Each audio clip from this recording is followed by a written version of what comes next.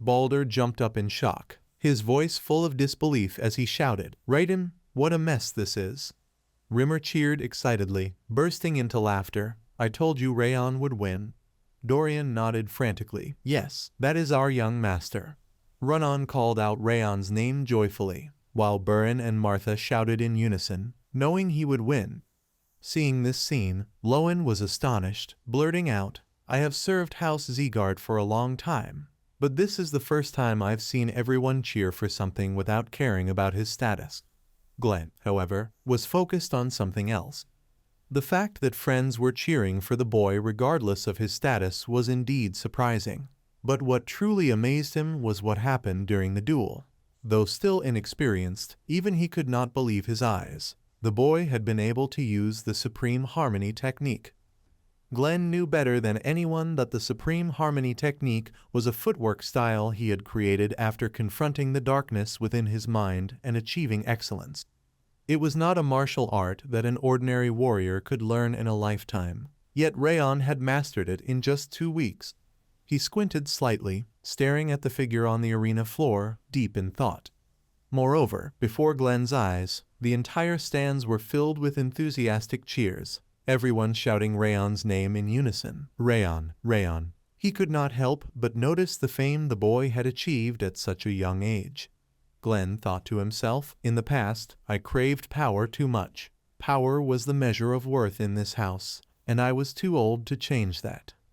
At this moment, he was certain of one thing. Born into the direct lineage and aware of the injustice toward the cadet branches, one day the boy would be able to change this house. Thinking this, Glenn slowly stood up. "The duel is over, now fulfill the boy's conditions." Just as he was about to leave, his steps paused, as if he had remembered something. Glenn turned sharply and instructed Lowen, "Cut the Footmaster's budget in half. Use every excuse if necessary." The subordinate replied, "Yes, sir." What happened next was that the conditions for the duel were carried out immediately under Glenn's guidance. Radin confessed his wrongdoing in front of everyone, kneeling before Rayon's mother and the handmaidens and apologizing to them. Of course, just as Rayon had hoped, the Footmaster was forbidden from entering the auxiliary building under Glenn's threat. As soon as that decision was made, the handmaidens could finally breathe a sigh of relief. Their stiff faces softened, and tears of happiness fell. The matter was finally resolved. Rayon held Sylvia's hand tightly. The handmaidens walked closely beside them, and everyone returned home together. Sylvia held his hand tightly, smiling shyly as she asked, "Son, since when did you become so strong? I'm really surprised." Rayon felt a little embarrassed. "I'll explain later, so don't cling to me like that." A figure stood on the city wall, taking in the entire scene, murmuring softly. At moments like this, he looks like an ordinary boy, yet his aura is completely different from before. The girl beside him continued, "At this level, Rimmer must be telling the truth about him surviving the Blood Demon Berserker." Grace spoke excitedly, "That's right. Both his footwork and swordsmanship are nearly perfect. It's more than just talent." Raisin kept his eyes on Rayon's back without blinking, resting his chin on his hand, thinking, "If he joins my unit, he'll be extremely useful." Grace, hearing this, beamed, "I'll bring him into the Black Tiger unit as soon as he graduates and has been trained." The other responded with a pout, "Forget it, you won't have the chance." Clara laughed, joining the conversation. Indeed, the apprentices at the year school are about to graduate, and once the graduation test ends, they have to choose a path as swordsmen. She didn't hesitate to comment, thinking back, although Rayon stood out the most among them, he wasn't the only excellent student at the year school. She then casually listed a few names, Martha, Burin Zeegart, and Run-On Sullian. Mentioning them, she felt a surge of anticipation. All three have the talent and strength to reach the top anywhere. The next selection will be very exciting. The scene shifted to Rayon's room. Judil stood before him, unable to hide her curiosity. "Young master, did you plan all this when you requested a duel?" Rayon nodded slightly. "You could say that, one way or another, I will win." Hearing him declare so arrogantly, Judil couldn't help but laugh. "You really are terrifying." She softened her voice, but you're also extremely kind, even more than that.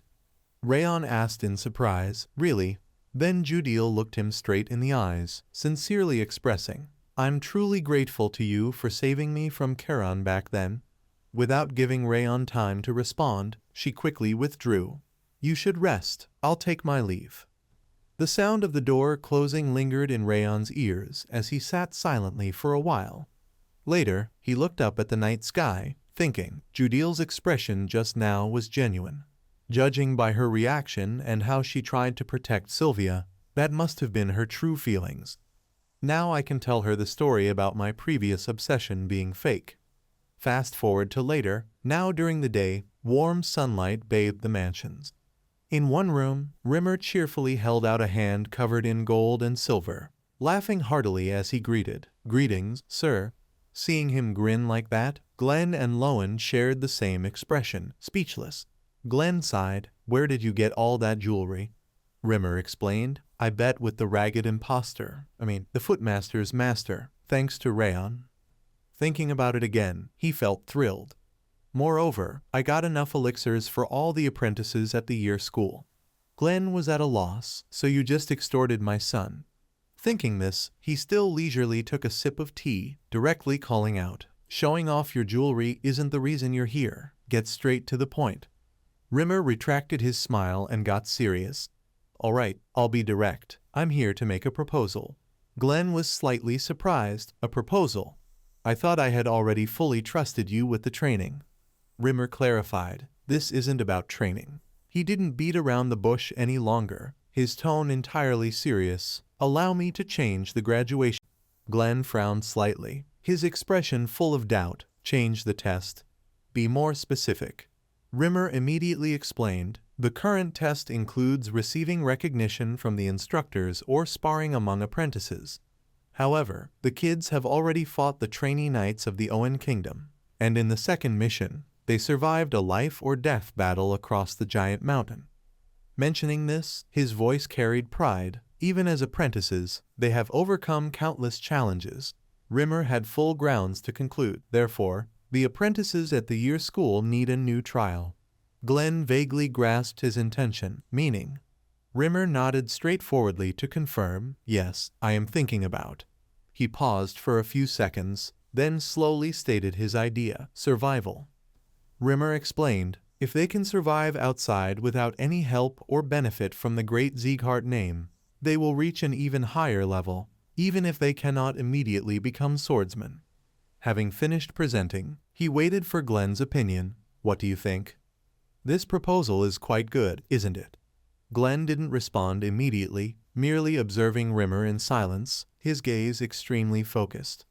The next moment, Glenn suddenly uttered a seemingly random statement. You've changed. Rimmer looked at him in surprise. Huh. Glenn continued with arms crossed. Your face was always gloomy, ever since your energy core shattered and you had to withdraw from the front line. But you haven't been like that since meeting the kids at the year school.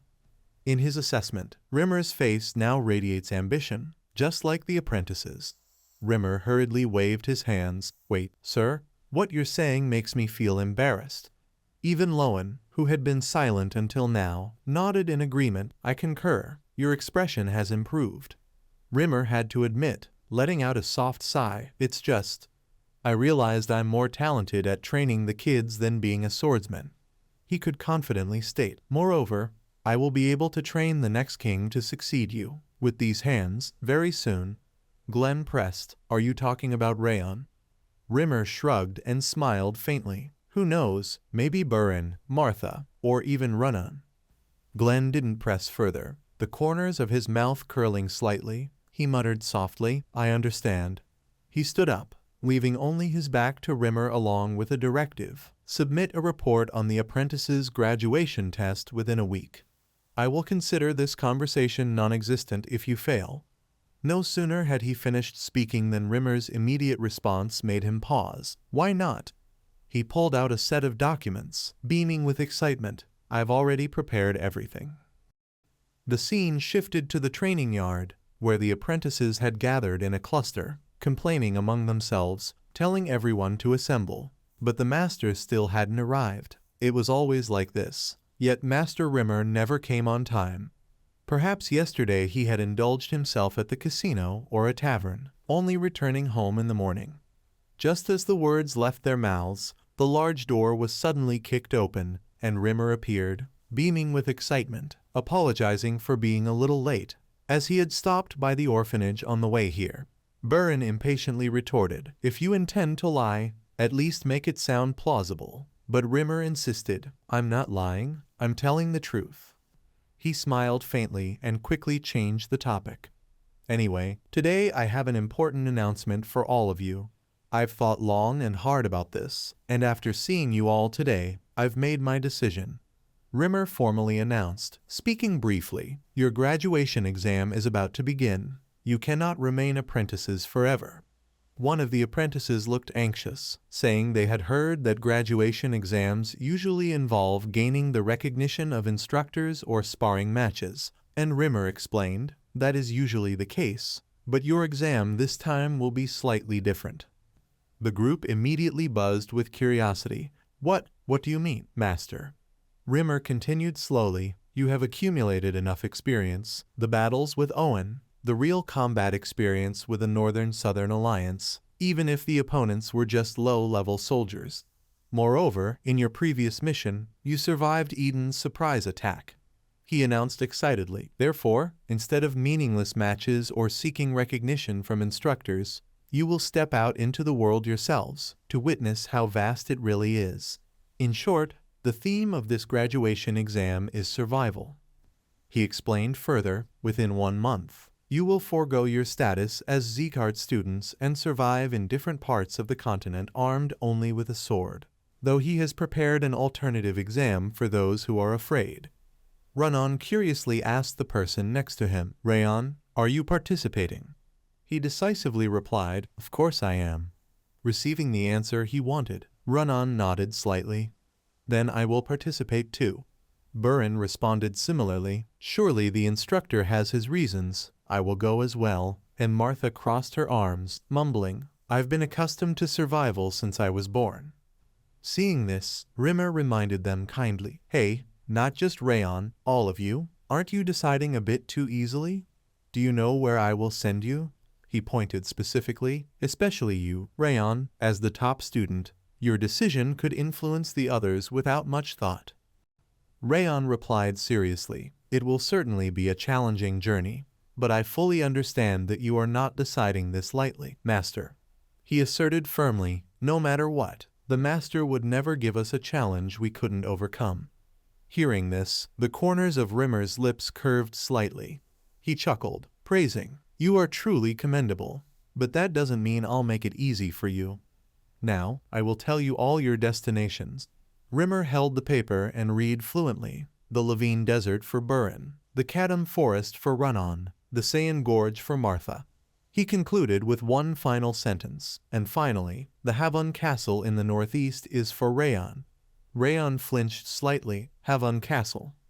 Rimmer cheerfully explained Rayon's hesitation. "It is a battlefield where they must fight monsters that emerge daily from the Northern Sea and Starling Mountain, a place so harsh that it is called the battlefield of hell, because there isn't even time to sheath one's sword."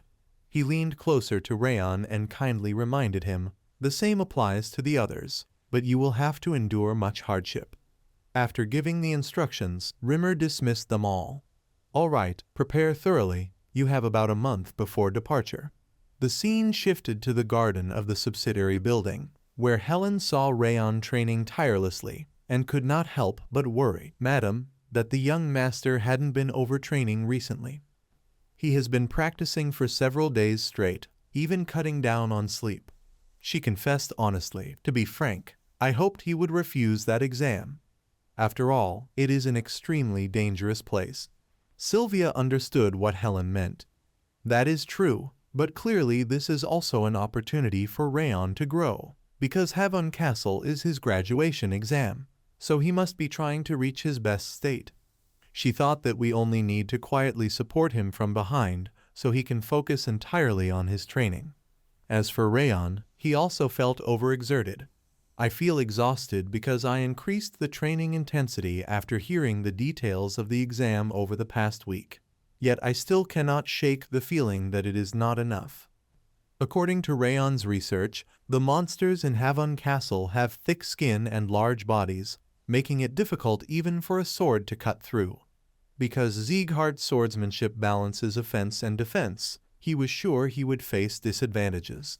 Rayon also clearly understood that although he could use the Van Hoa Tu Kai sword techniques, since these were powerful moves, they consumed a huge amount of spiritual energy, making them dangerous in a prolonged battle.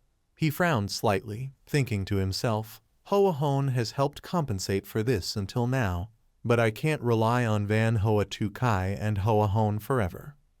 With that thought, Rayon tightened his grip on the sword hilt once more.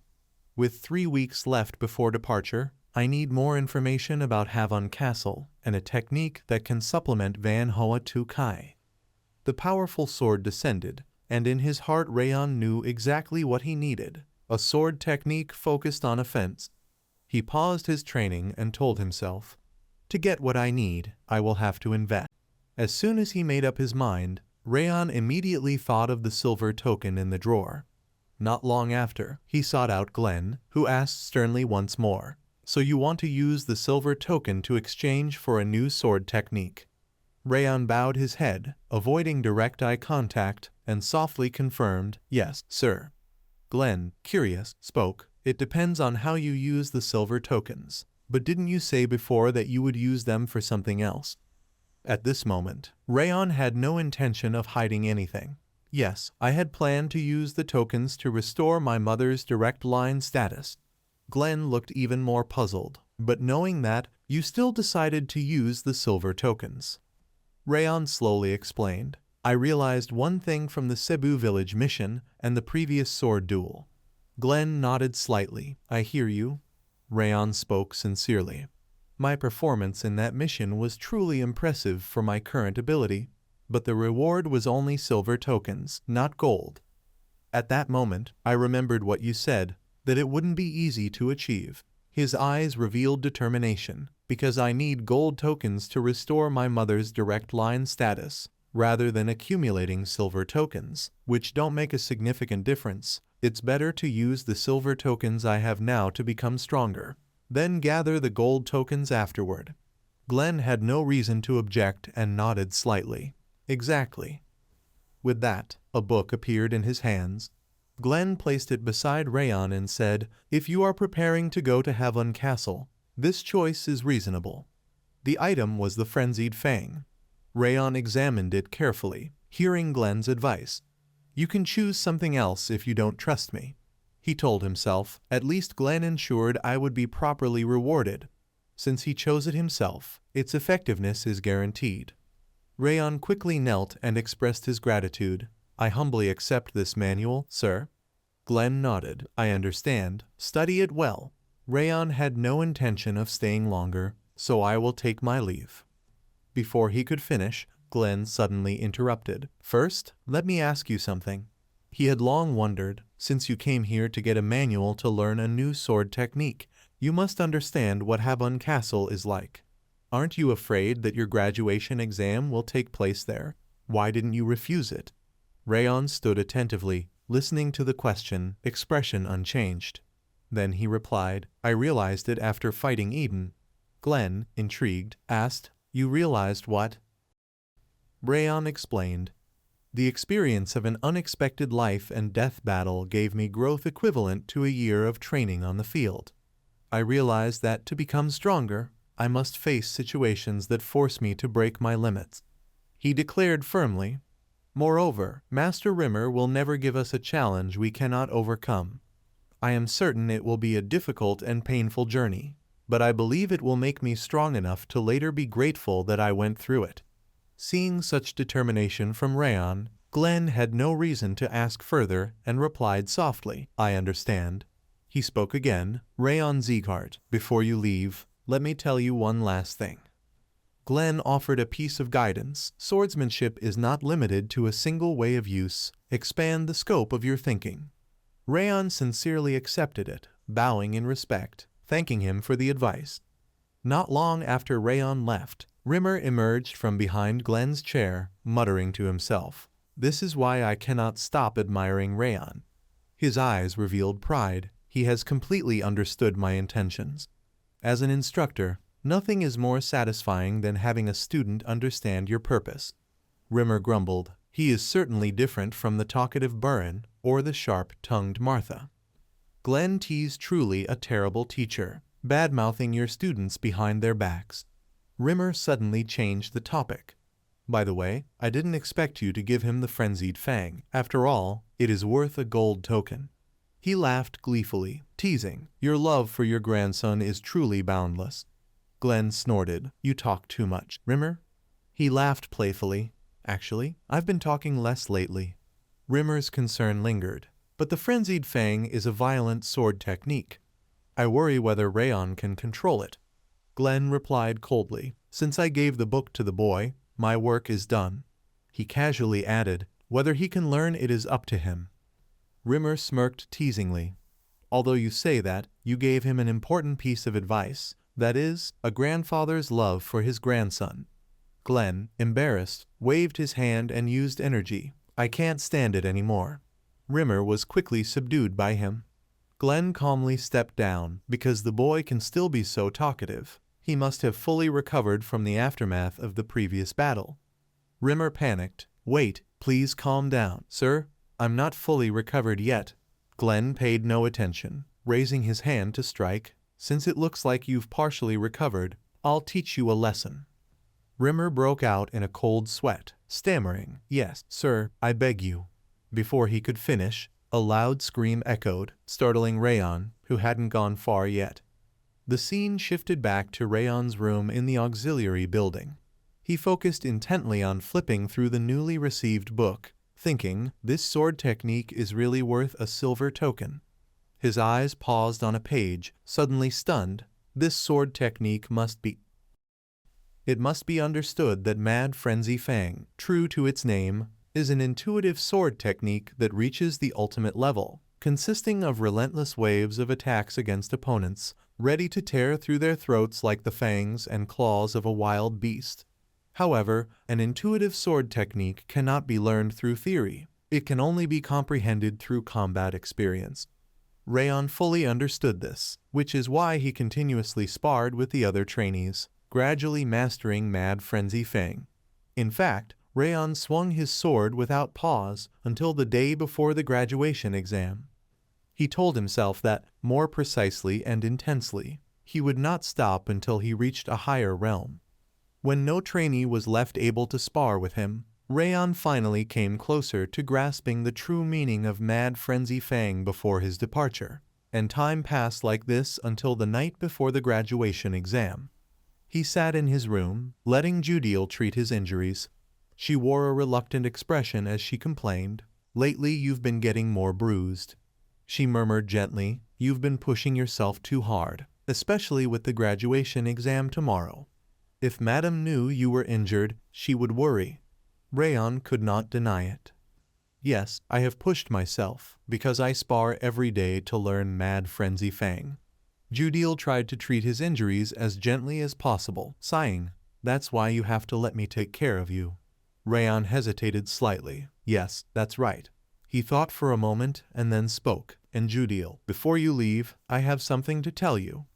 Judil replied calmly, I am listening, young master. Unexpectedly, Rayon's confession immediately stunned her. Back then, I lied about forcing you to swallow the frenzy worm. But Judil remained silent, lowering her eyes to hide a trace of sorrow. In that moment, Rayon realized, so you already knew. Seeing the way you stayed silent, I guessed it. Judil's hand froze in midair, her lips trembling as she opened her mouth. I'm not completely certain, I just suspected.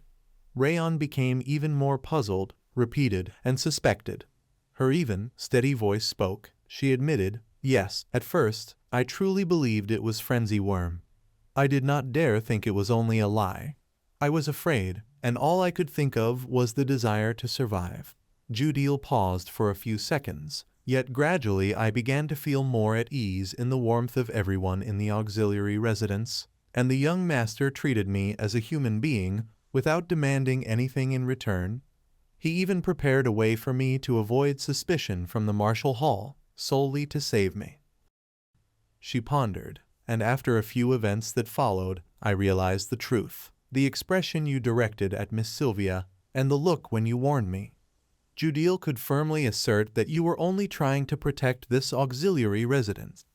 Honestly sharing her feelings, Judil became even more puzzled. "That is why I began to think that perhaps you did not use the frenzy worm.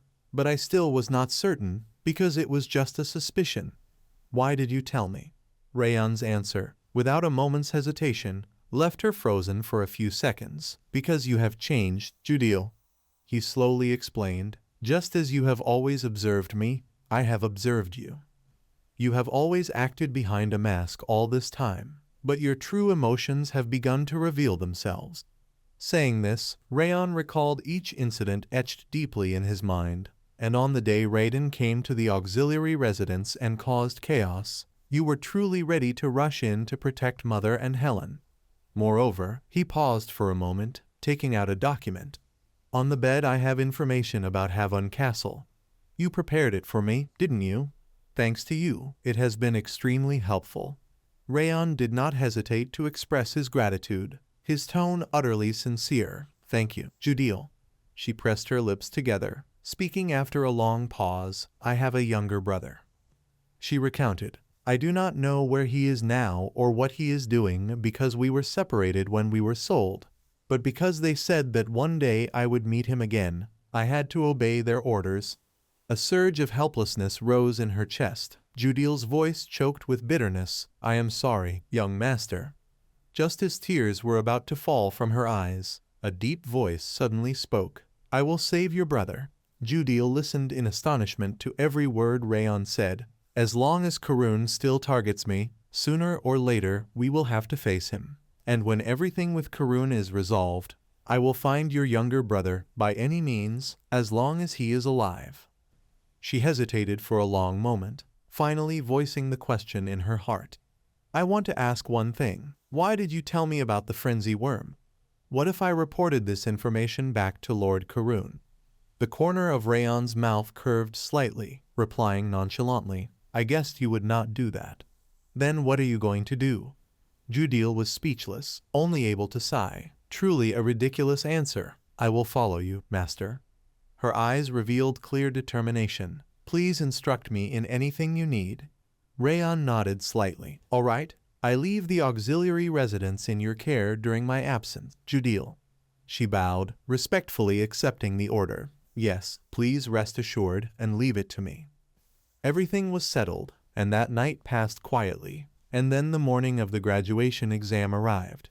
Rimmer stood before all the trainees present and announced, "It is time to begin your graduation exam." He reiterated once more, "All you need to do is survive on your own for a year and return.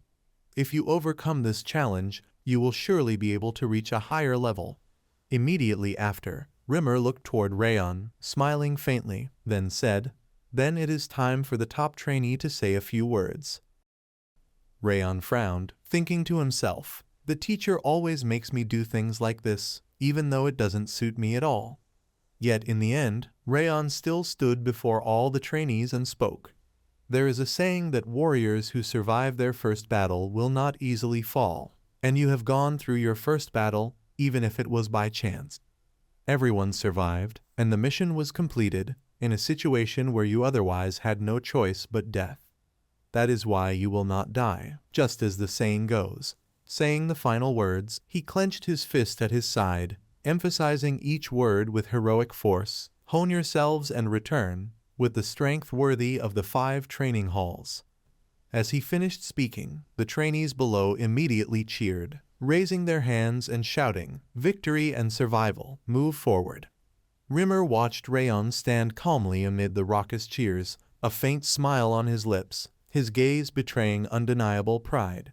He thought to himself, "From the start, I knew he was not an ordinary person. But what is extraordinary in him is not just his strength.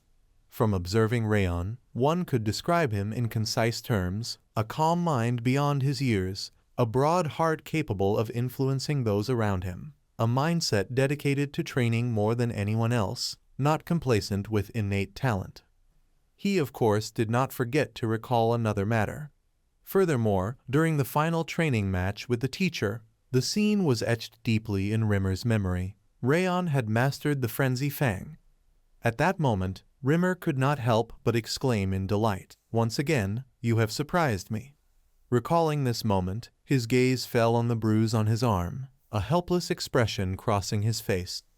The teacher had taken the time to be his opponent, simply because he had defeated all the other trainees, and the result was this. Instead of feeling grateful, he had caused the teacher to be injured. Rimmer unconsciously found it amusing, letting out a helpless sigh. How rude. He followed the figure walking away, quietly sending a few words, "Survive and return, Rayon. Because I would deeply regret it if I did not witness the moment a new king is born." A sudden voice called out, reminding the group of trainees, "Kids, greet the grand instructor." They all bowed deeply in unison before Rimmer, loudly shouting, "Thank you, teacher, for everything up to now." He smiled brightly and replied, "Yes, I will be waiting here, so grow stronger and return safely." Before departing, Buren glanced back and left a challenge. "Rayon Zekart, this year I will give my all to become stronger, so you must become stronger too. Do not disappoint me." On the other side, Martha also seriously admonished Rayon, "Me too, do not die there, because I still owe you, and if you dare die, I will find you and give you a beating." Rayon was momentarily speechless, thinking, do they not know how to speak sincerely? At that moment, Run-On slowly approached, calling his name, "Rayon." She handed him a box. "Take this with you." Rayon was astonished.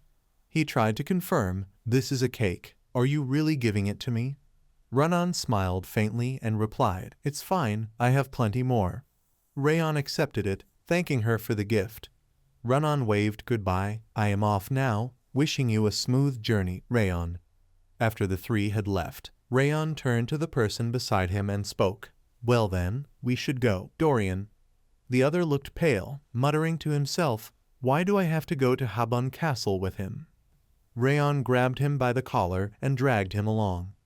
After a few steps, he suddenly remembered something.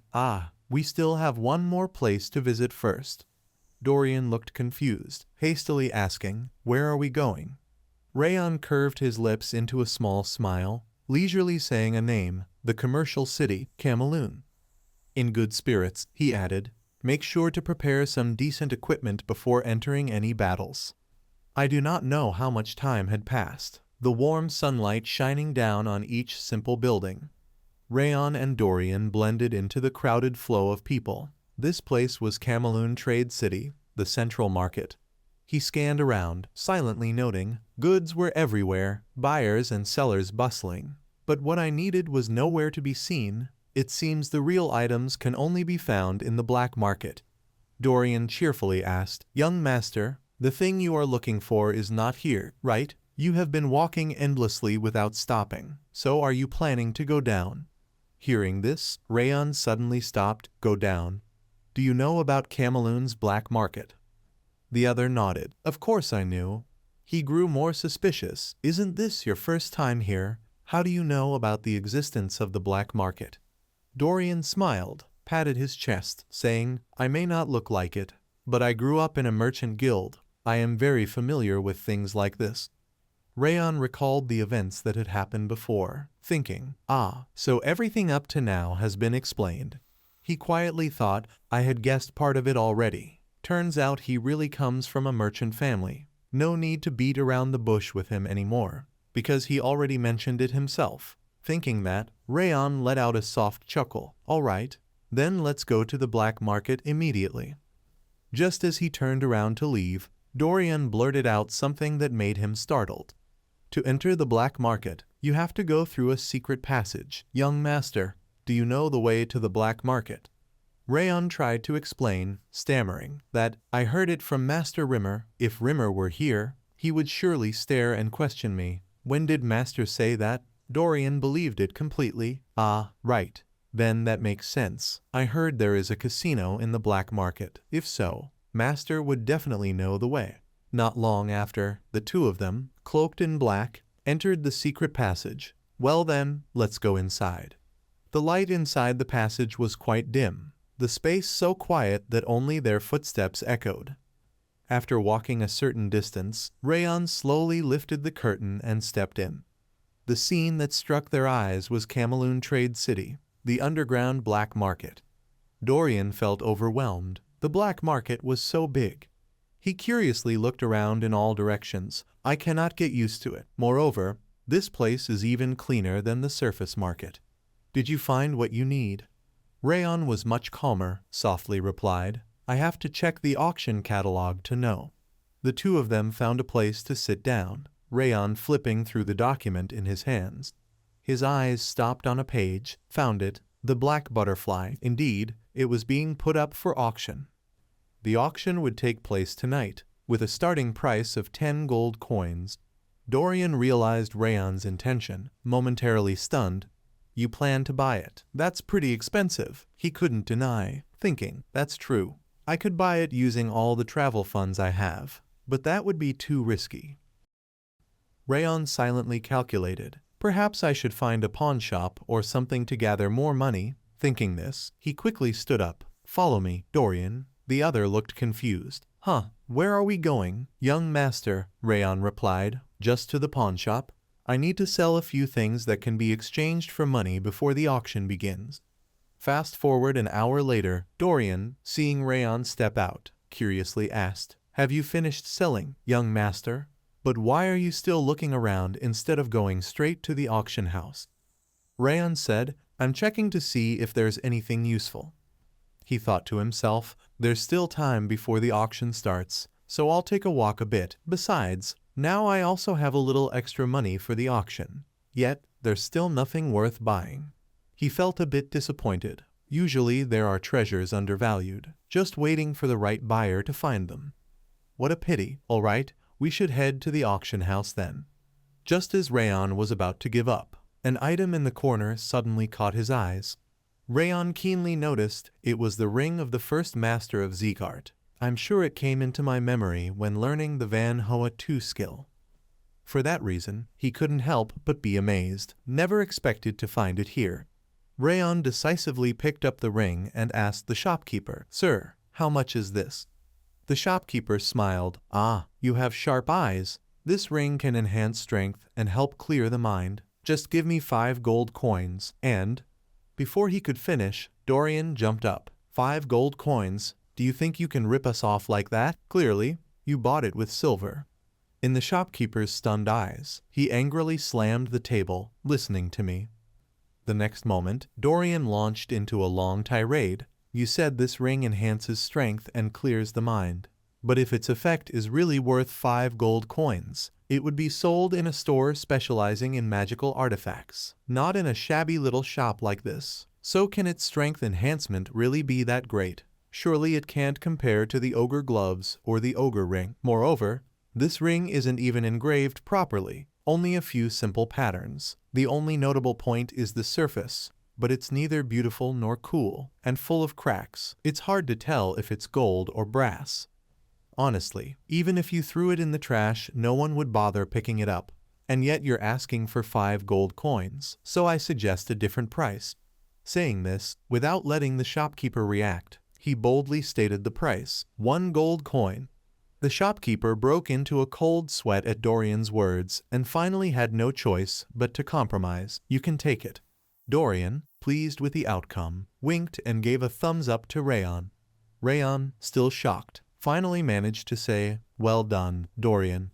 The essence silently appeared beside Rayon, sighing, Indeed, this ring seems to hide some kind of secret. And hey, didn't he just turn into someone else for a moment?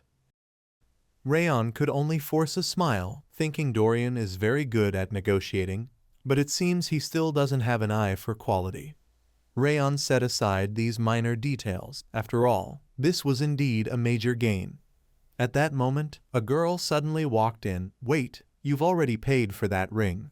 Rayon turned to look and saw the two approaching, politely replied, Yes, I already paid. The masked girl pursed her lips, silently staring at him for a long moment. After a while, she unexpectedly negotiated, Sell it to me. No matter how high, I will pay you 10 times what you spent. Judging by your appearance, You must be a desperate adventurer in need of money. That should be enough. Hearing this, Dorian was stunned 10 times. Even though the shopkeeper blurted out, I bought it for 50 silver coins. Is it really such a valuable item? Dorian, seeing such a high offer, urged Rayon, sell it. Young master wants to buy that worthless item for 10 times the price. Rayon said nothing, just glanced at the woman, thinking, she knows how valuable this ring is, and from the way she speaks, it's clear she's implying it's worth at least 100 gold coins. He bluntly replied, sorry, but I want to refuse. The other party pressed on, then I will pay 20 times, no, 30 times that price. Rayon kept his stance, I still won't sell. The other party boldly offered 50 gold coins. Rayon, beginning to lose patience, said, I already said no. He turned his face away, loudly declaring, sorry, but I don't like selling my items. No matter how much you offer, I won't sell them. The man who had been silent all this time spoke up. Hey, I don't know where you come from, but you'd better behave properly. If you confront her, you'll only bring trouble on yourself. Rayon didn't care at all, snorting coldly. Do I have to change my mind just because of her status? I don't care about that, so stop bothering me and leave. The girl snapped angrily. Hey, who do you think you are to act so arrogant? Don't resist me and hand it over while I'm still being polite. Rayon didn't even bother to glare at her, leisurely said, so unreasonable. Just because I don't want to sell this item, are you trying to show off your noble background before I go, or shall we end this here?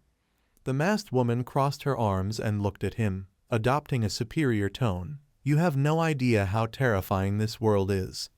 Think carefully about why humans always have to bow to others, if you don't want to one day die miserably on the road, forgotten and unnoticed. Rayon didn't bother arguing any further. He simply turned and walked away. If that's all, then I take my leave. Seeing that he ignored her, the masked woman trembled with anger, gritting her teeth as she called to the person beside her, Setter, let's go to the auction house, right now. Those stalls are usually visited by people who have just left the pawn shop. If he has come here, it's very likely he will participate in the upcoming auction. She made up her mind. I will definitely snatch away what he wants to buy, no matter the cost. The scene shifts to another place, a sturdy door separating the auction area from the outside. The hall buzzed with the announcer's voice, dates necklace, 70 gold coins, congratulations to the winning bidder. The auction proceeded smoothly. Each item brought out in turn was bid on. Next was the silver magic stone, then the flaming madness ring. All right, the next item is... Rayon also blended into the crowd on the balcony, arms crossed, deep in thought. Nothing has caught my interest yet. Has the black butterfly not appeared? At that moment, the host introduced, now, this item is a noble black butterfly, sustained by magic stones. The only item that sparked Rayon's interest had appeared on stage, the black butterfly. According to the host, it is highly sought after as a decorative piece due to its faint, sparkling glow. Of course, its drawbacks are its short lifespan and costly upkeep, as it only feeds on magic stones, but nothing can compare to its beauty. The next moment, the host declared, the auction began. The crowd below immediately erupted, bidding rapidly, 2 gold coins, 5 gold coins, 7 gold coins. Rayon raised his hand, slowly stating a price that stunned those around him, 13 gold coins. He quietly observed their expressions, thinking to himself, with such a high price, no one should bid any higher. After all, 13 gold coins is already far too expensive for a decorative butterfly. But then, a commanding voice rang out and shattered Rayon's plan, 50 gold coins. The bidder was the masked woman from before, Jaina. The host trembled with shock as he stammered, 50, we have reached the highest price in history. I didn't think anyone would bid higher. He hurriedly declared the auction successful. Hearing this, Jaina subtly curled her lips in satisfaction. Having achieved her goal, she turned and walked away. Setter, let's go. He looked puzzled. Did she only bid on the black butterfly? Jaina smiled. Yes, that person doesn't care about the other items at all. Moreover, he even bid higher than normal for that butterfly. She had every reason to believe the black butterfly was exactly what he wanted to buy. Jaina said, then calmly added, I have nothing more to do with that useless man. Rayon had also spotted them. Dorian immediately panicked. She's the one from earlier. She doesn't even bother to hide her malice. What should we do now? It will take some time before another black butterfly is put up for auction. Rayon gently reassured him, Dorian, don't worry about that. Go outside and find some clothes for nighttime movement. He asked in bewilderment, what? Why do we suddenly need nighttime movement clothes? Rayon said seriously, I will steal the butterfly that she bought. Dorian's face went pale. What? One must understand that the best assassins on the continent all possess unique skills, some with footsteps that are swift or silent, while others rely on sheer strength. In his previous life, Rayon had stood out among them thanks to his stealth abilities. He thought to himself, that was due to the skill I often used in combat, the shadowless step. But in this life I have learned the harmonized step, so I assumed I wouldn't need to use it anymore. Yet now, I have to rely on the shadowless step in this situation. Rewinding 10 minutes earlier, Dorian had brought Rayon what he needed. Here is the cloak you requested, young master. Rayon nodded in satisfaction. Very good. In such a short time you've already found such a fine item. Did you get any information about that masked woman? Dorian scratched his head, hesitating for a long moment. Ah, that. Rayon looked puzzled. What's with that embarrassed expression? Dorian hurriedly explained. Young master, maybe we should give up. That woman is Princess Jaina of the Balkar Kingdom. According to the information she gathered, Jaina has had exceptional magical talent since childhood, and her ability to sense magical items is extraordinary, which is why King Balkar dotes on her greatly. It's really unfortunate, but perhaps we should give up and move on to the next item. Though, wait, could she possibly be a VIP in the black market? However, as soon as Rayon heard Dorian hastily report all this, he became even more intrigued. The auction of other items will probably continue. So unlike ordinary participants, the VIP princess's items will likely be taken to her private room. If it's still in the black market area, stealing it now would be the safest option. I'll head back immediately, Dorian. Dorian hurriedly raised his hand to stop him. Wait, young master. Rayon had already vanished, leaving behind only a perfunctory reassurance, I'll head back immediately. Returning to the present, he hid behind a wall, observing the room, thinking to himself, just as expected, the princess's item hasn't yet been taken to her room. The auction staff were playing cards while chatting. One of them sighed, saying it was hard to understand the rich, spending up to 50 gold coins just to buy a black butterfly like this. The person opposite immediately reminded him, surely they had their reasons to spend so much money. Stop thinking about it and focus on the game. No one noticed Rayon's presence. His sharp gaze fixed on the item inside the nearby golden cage. There it was, the black butterfly, with a staff member standing nearby. But their attention was distracted by the card game. Seeing this, Rayon decisively decided to act, quickly channeling energy to his fingertips. He directed a stream of silent blue aura to approach the black butterfly. It fluttered its wings slightly.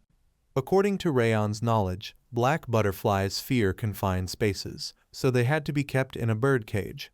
The butterfly was currently perched on a mana stone, as it liked to consume pure mana. He only needed to emit an aura containing pure mana than that of the stone, and the black butterfly would automatically leave the cage and come to him. The plan succeeded perfectly. He looked at the black butterfly perched on his finger with satisfaction. Exactly like that. A moment later, one staff member suddenly stared blankly at the auction item, and the other urged him, do something. Focus on the game, it's your turn, hurry up. The other suddenly stood up, shouting, hey, where did the butterfly go? Only then did the two staff members realize, panicking and shouting, what? It's gone. They scrambled to figure out what to do. Damn it, quickly go find that butterfly. On this side, Rayon had already taken the black butterfly and fled. Dorian was waiting for him elsewhere, pacing back and forth, so anxious he stomped his feet. He bit his nails, full of unease. If Rayon was discovered, this would become a diplomatic issue with the kingdom of Balkar, his heart feeling like it was about to burst into flames. Thinking of the worst-case scenario, Dorian's face went pale, pulling at his hair and screaming, "I should have stopped him." Rayon turned back and saw this scene just in time. "Dorian, what are you doing?" The other spun around, startled, shouting, "Young master, when did you come back?" Rayon replied calmly, "Just now," looking at him as if he had seen a ghost. Dorian suddenly remembered something, eyes wide in astonishment. "Wait a moment, if you're back then." Rayon smiled faintly, confirming his thought. "Yes, I succeeded." Dorian was stunned. "Really?" he hurriedly suggested. "Then let's quickly return." Before he could finish his sentence, a figure suddenly appeared, cutting in with a voice, "Oh my, meeting again?" Jaina crossed her arms, smiling smugly, and said, "How do you feel? Are you angry? Perhaps you have learned your lesson. Even if you die and come back to life, you still cannot defeat me. If you give me that ring now, I will give you the black butterfly." She considered herself noble. "This is your last chance. Think carefully."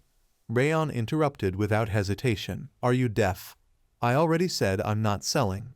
Jaina was provoked by his attitude. "It seems I'm still too kind for you to understand. If you want to leave the black market safely." At that moment, a hurried voice reached them. "Young lady."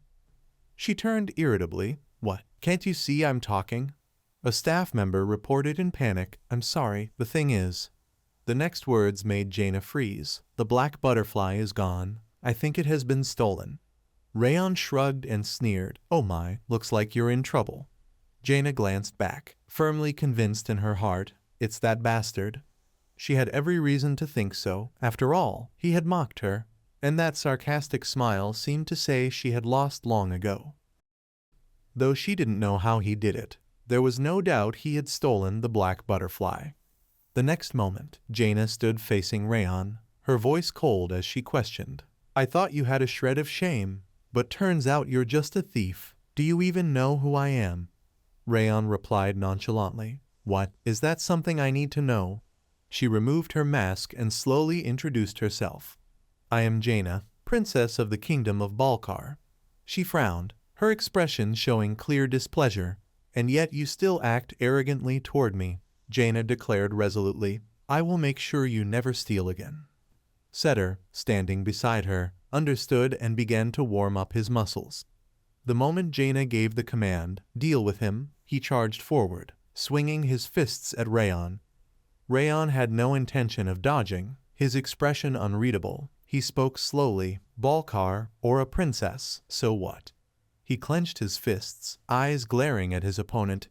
He struck without mercy, landing a painful blow directly on Setter's face.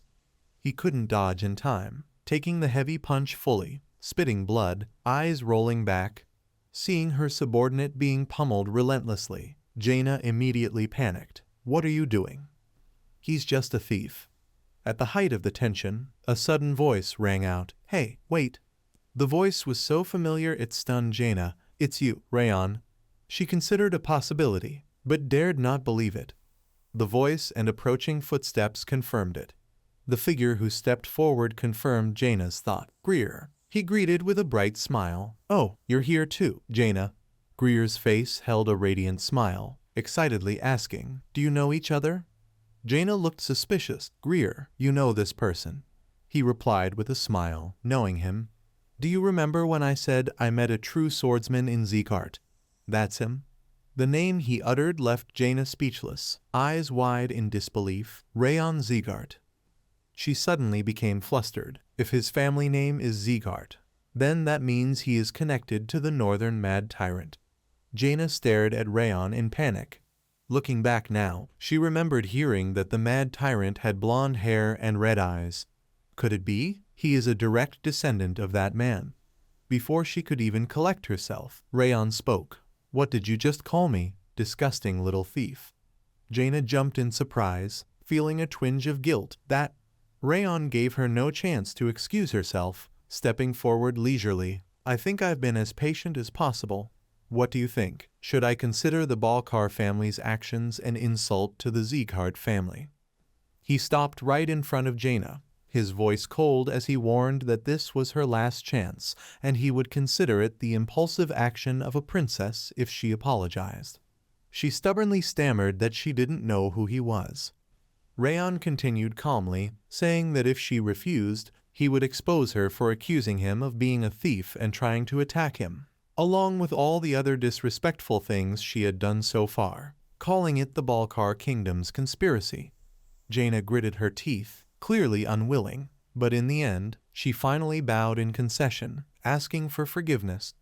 Rayon received the apology he wanted, decisively turned his back, and left, saying he didn't want to make a big deal of it, and that they should stop there. He kindly added that if she didn't want her kingdom destroyed, she should be more careful from now on. A while later, the scene shifted to a building outside the black market, where Greer hesitated before speaking, asking if he had shown up at the wrong time. Rayon, sitting across from him, replied casually with a smile that of course not, and that thanks to him, he hadn't been blamed for the incident. Greer exhaled in relief and awkwardly scratched his head, saying that if Rayon was worried about Jaina, he needn't be, as he would handle it. Rayon, not being formal, thanked him for taking care of it.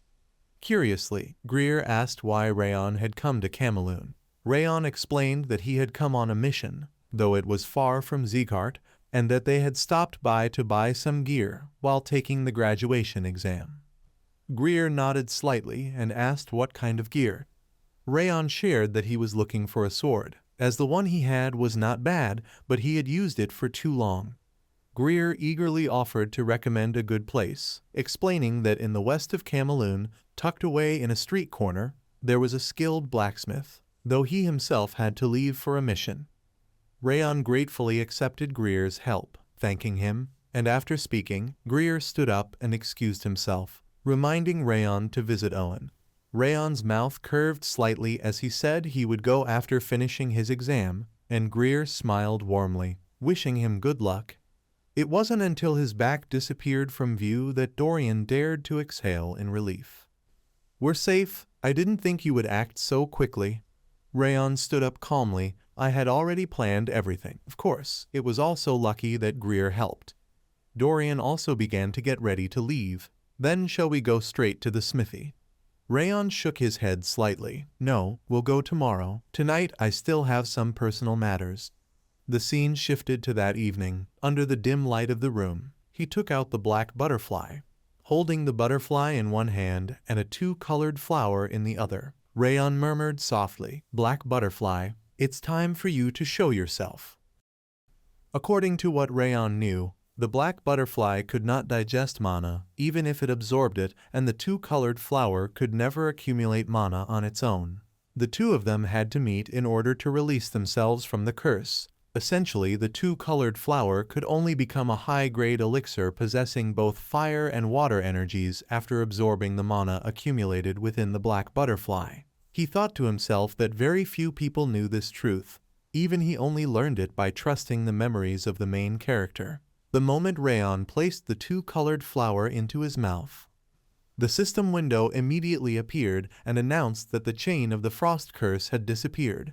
The endurance of his energy core and mana ring had increased, and all of his stats had risen. Observing the numbers in his status window, Rayon felt quite satisfied, a small smile curling at the corner of his mouth. The scene shifted to the next day. He was ready to depart. "Dorian, let's head to the smithy." The moment Dorian saw Rayon, he noticed something unusual, his eyes widening in confusion. "What's going on?" He followed Rayon's back, wondering why his energy and aura had suddenly surged overnight. What could have happened last night? Dorian stood there, stunned for a long while, lips moving but no words coming out. At first, he was only curious. He recalled past times, the moment he first encountered Rayon, when he himself had been curious. Dorian had been considered a disgrace to his family and was looked down upon by the main lineage and everyone else in the clan. Yet Rayon had chosen to remain silent, endure and focus on training. However, after getting close to him, Dorian realized a few things. He could confidently assert that Rayon was more worthy of the name Zeegart than anyone else in Team 5. For that reason, even when the teams were split up, Team 5 still chose to follow Rayon, Dorian thought to himself that if he could borrow Rayon's power, even his family's problems could be solved. But that thought was immediately dismissed. That was not the reason he followed him. Just as he was lost in thought, a deep voice called softly, "Dorian." Rayon turned his head to look back. "Why are you still standing there? We need to hurry to the smithy to get the sword and set off immediately. Move quickly. It's still quite far." Dorian immediately rallied his spirit, silently determined that he would follow Rayon and become stronger. He understood clearly that as long as he stayed by Rayon's side, anywhere would be fine. Thinking that he ran excitedly to Rayon, "I'm here." Then he suddenly remembered something, "And I will continuously check your sword stance on the way to Havon Castle. I think there are still many things to correct."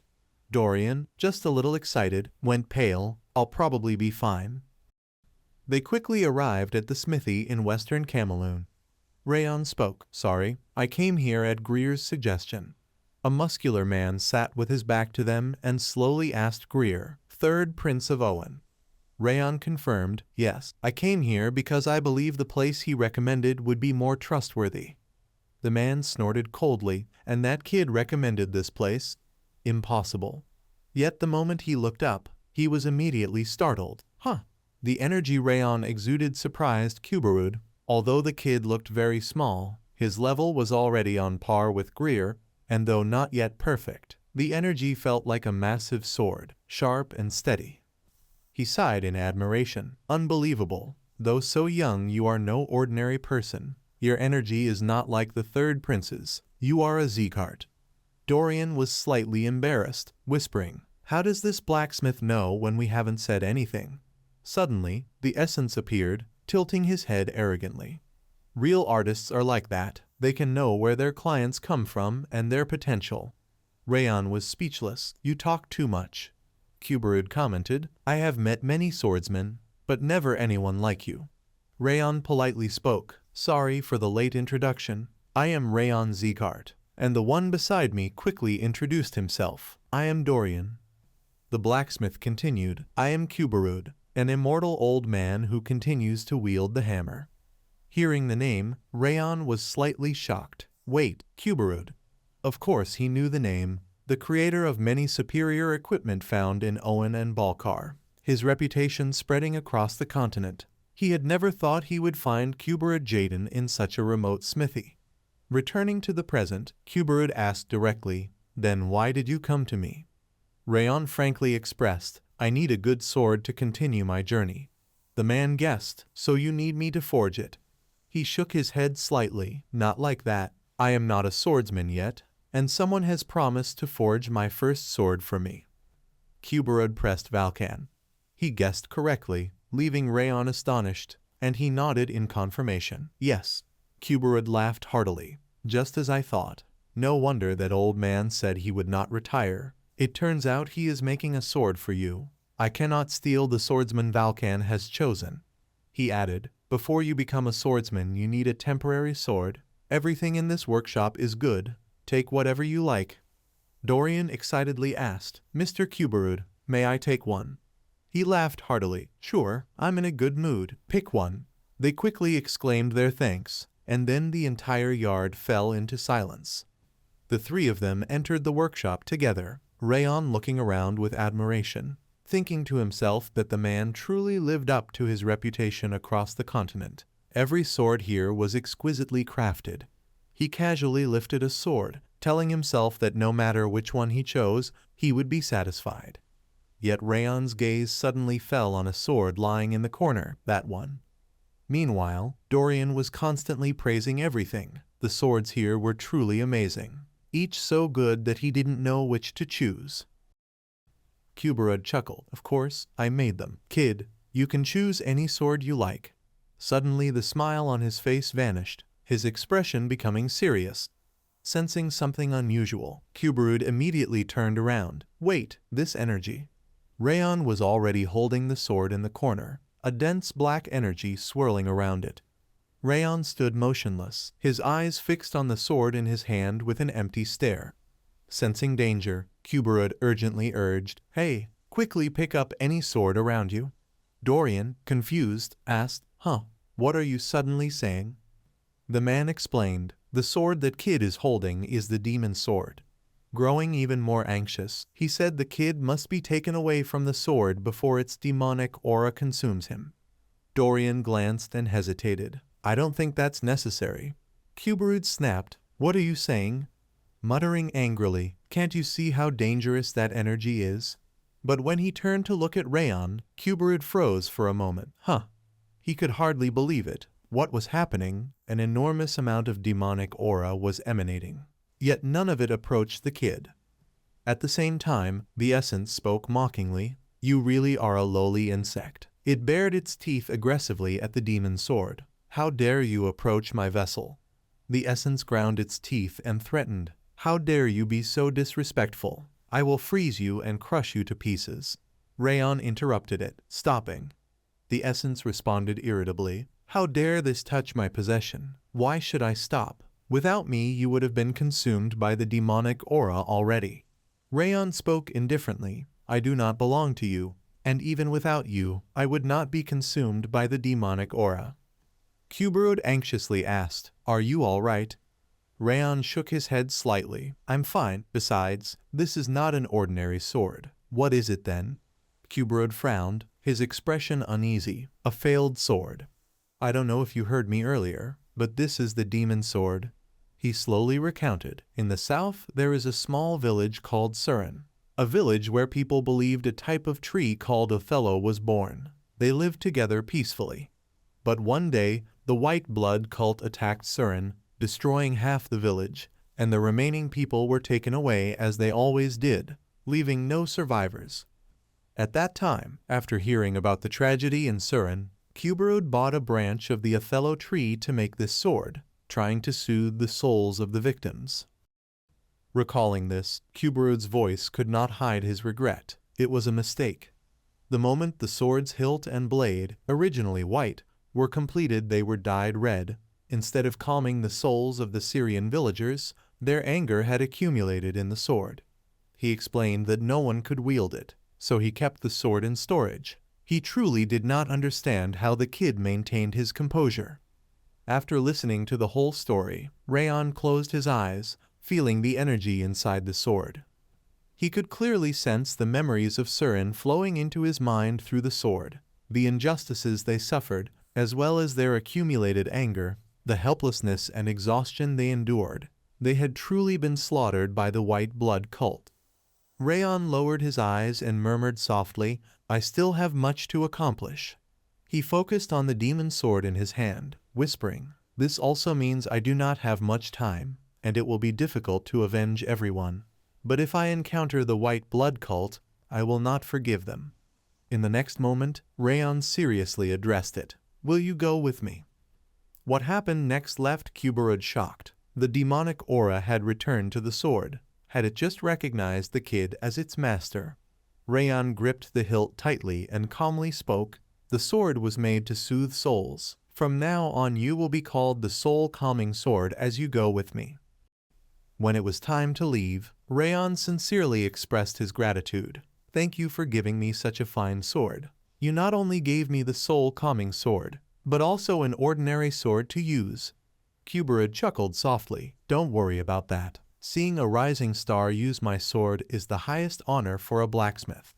Rayon turned to leave, taking a moment to glance back and convey a few words. If you ever come to Sieghart, I will certainly treat you well. The man cheerfully agreed. All right, I hope you pass the safety test. As dusk gradually fell, he stood there watching the two figures in the distance disappear from sight. Reflecting on everything that had happened, Kuberud silently admired me.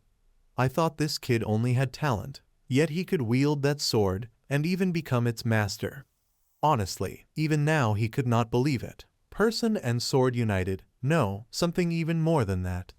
Kuberud suddenly had a premonition. The name Sieghart would shake the world once again.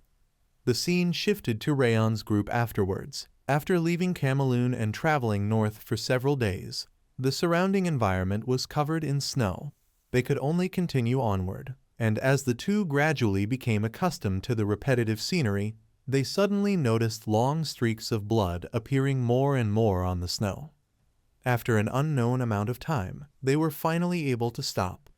Rayon exhaled softly. Finally we arrived. He looked up at the massive castle before him. Rayon had finally reached Heaven Castle to take his test. Dorian pinched his nose in disgust. What is that smell? On the other hand, the Essence's eyes gleamed brightly, shouting with excitement, "The scent of the battlefield makes me come alive." Rayon raised an eyebrow at his companion. "Dorian, we've just arrived. Why are you acting like that? We didn't encounter any difficulties on the way here." He was sweating, looking utterly exhausted, and irritably demanding, "Are you serious?" Recalling everything that happened along the way, Dorian could not hide his frustration. "Because we left Cameloon, the weather kept getting colder. And you said the colder it got, the more we needed to move. So from morning to night, except for the times we were traveling, you kept analyzing how I used my sword, and on top of that, when it was your turn to guard, you would continuously swing your sword." Dorian's frustration grew as he spoke. "Because of this I never slept well. And now you say I didn't face any hardships." The Essence nodded in agreement, frowning as it criticized Rayon. "Even an old clock knows when to rest. Training like this, you would keep me from sleeping well too." Just as Dorian collapsed in despair, a figure suddenly appeared before them. "Two of you are mercenaries. Later than I expected." He introduced himself as Tarion, Deputy Commander of Havon Castle. "The Deputy Commander of Havon Castle, Tarion Baradun, said sternly, "and I am also responsible for guiding both of you while you are here." Rayon politely replied, "Yes, I look forward to your guidance." He seemed quite concerned about Dorian's condition. "Is the boy all right?" Rayon glanced at the youth lying on the snowy ground and shook his head slightly. "It's just a normal reaction. Please don't worry too much about him." Tarion did not press further. "All right, then follow me." Rayon grabbed Dorian by the collar and pulled him along, staying close behind Tarion. Dorian quickly stood up and walked. He had no strength left to resist. "Just take me home." After a while, the two entered the castle, and the sight of young and old, covered in wounds, struck Rayon. He thought to himself, "Seeing this directly makes it even worse than I imagined. These walls are proof of collapse and reconstruction." The tired expressions on the villagers' faces, and the smell of blood emanating from the walls mixed with the stench of corpses in the air, Rayon quietly noted. He told himself, just as Judil had described, she certainly had never been here before, but only for a short time. While he was lost in thought, a figure noticed the sudden appearance of Rayon's group. It was Yua from the tavern, the Mist Branch. She walked slowly, curiosity written all over her face. "I've never seen those two before. Who are they? Mercenaries?" The old man beside her urged, "What are you doing there, Yua? We need to prepare to open the doors." She withdrew her gaze and quickly replied, "I came here, sir." Yua hurriedly ran after the old man carrying her things, and Rayon was slightly startled, instinctively looking back. His eyes rested on the girl's back, silently for a while. Not long after, Tarion led the two of them to a room. "Commander, may we enter?" "The mercenaries you mentioned, no." He quickly corrected himself. The Zeeghart students arrived, and with that Rayon and Dorian entered the room. The commander of Havon Castle, Milland Baradun, folded his arms and spoke sternly. "Welcome, Zeeghart students. I am the commander of this castle, Milland Baradun." Seeing this, Rayon thought to himself, "It seems they know we are from Zeeghart, and that must be Milland Baradun." From what he knew about this man, called the Northern Giant, he had protected Havon Castle for the past 20 years. Even the Essence marveled that gaze. "It has been a long time since I have seen a true warrior." Rayon was surprised. "Do you feel the same way?" He snorted coldly. "Of course, that is the gaze of someone who has defended this place for decades." Milland said sternly, "Everyone who knows your position in this castle is here. The rest are kept secret." He spoke bluntly without pretense, "And I know why Rimmer brought you here. He wants you to gain more experience to bring back." "But here, there is no such thing as training or guidance," Milland warned coldly. He explained, "A kind teacher, warm meals, and a comfortable place to sleep. We have none of that. Only bitter cold wind to the bone, and endless battles." If you expect comfort, you should turn back now. Dorian stammered in response, we really can. Rayon slightly waved him off and stepped forward, speaking firmly, we came here to become stronger. We can endure any battlefield or situation. Millen seemed somewhat approving. I like that attitude of yours, but let's see how long it can last. He made a decision. From now on your status will be equal to the warriors, starting from the lowest level. The next moment, Millen directly issued orders below. Charles, assign these 2 kids to Scout Team 3. The subordinate obeyed. I'll do it immediately. And he carefully added, whether scouting or going into battle, let them experience everything. Now take them to their quarters. Without waiting for Millen to repeat himself, Charles immediately stepped forward to lead Rayon's group. We ask permission, sir. Follow me, kids. As they disappeared from sight, Tyrion spoke bluntly, I don't like them. Millen looked puzzled. What do you mean? He immediately explained, as you said, Dorian is trembling with fear, while Rayon is very relaxed, as if that kid came here on vacation. They won't be of any help, only trouble. Tyrion even noticed the little details and added, looking at the flower bracelet on Rayon's wrist, I cannot consider him a warrior. We'd better take them back quickly. After he finished his passionate outburst, Millen finally spoke. I understand your point, but appearances aren't everything. He had a different thought. They have already passed Sieghart's rigorous training. Those 2 kids are not as immature as they appear. Millen seriously advised, before judging, observe them a bit more. Watch first. Tyrion clearly did not expect him to respond that way, and hesitantly replied, understood. Millen was concerned about another matter. Actually, I don't know why they want us to report on these 2 kids every 2 weeks. Hearing this, Tyrion was quite surprised. That's the letter that Lord Rimmer sent. Millen's answer startled him. No, it's the master of Sieghart himself who asked me.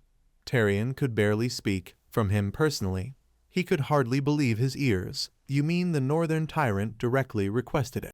Millen nodded to confirm. That's right. He asked me to report all their actions. This is the first time I've encountered such a situation, and he even gave special instructions.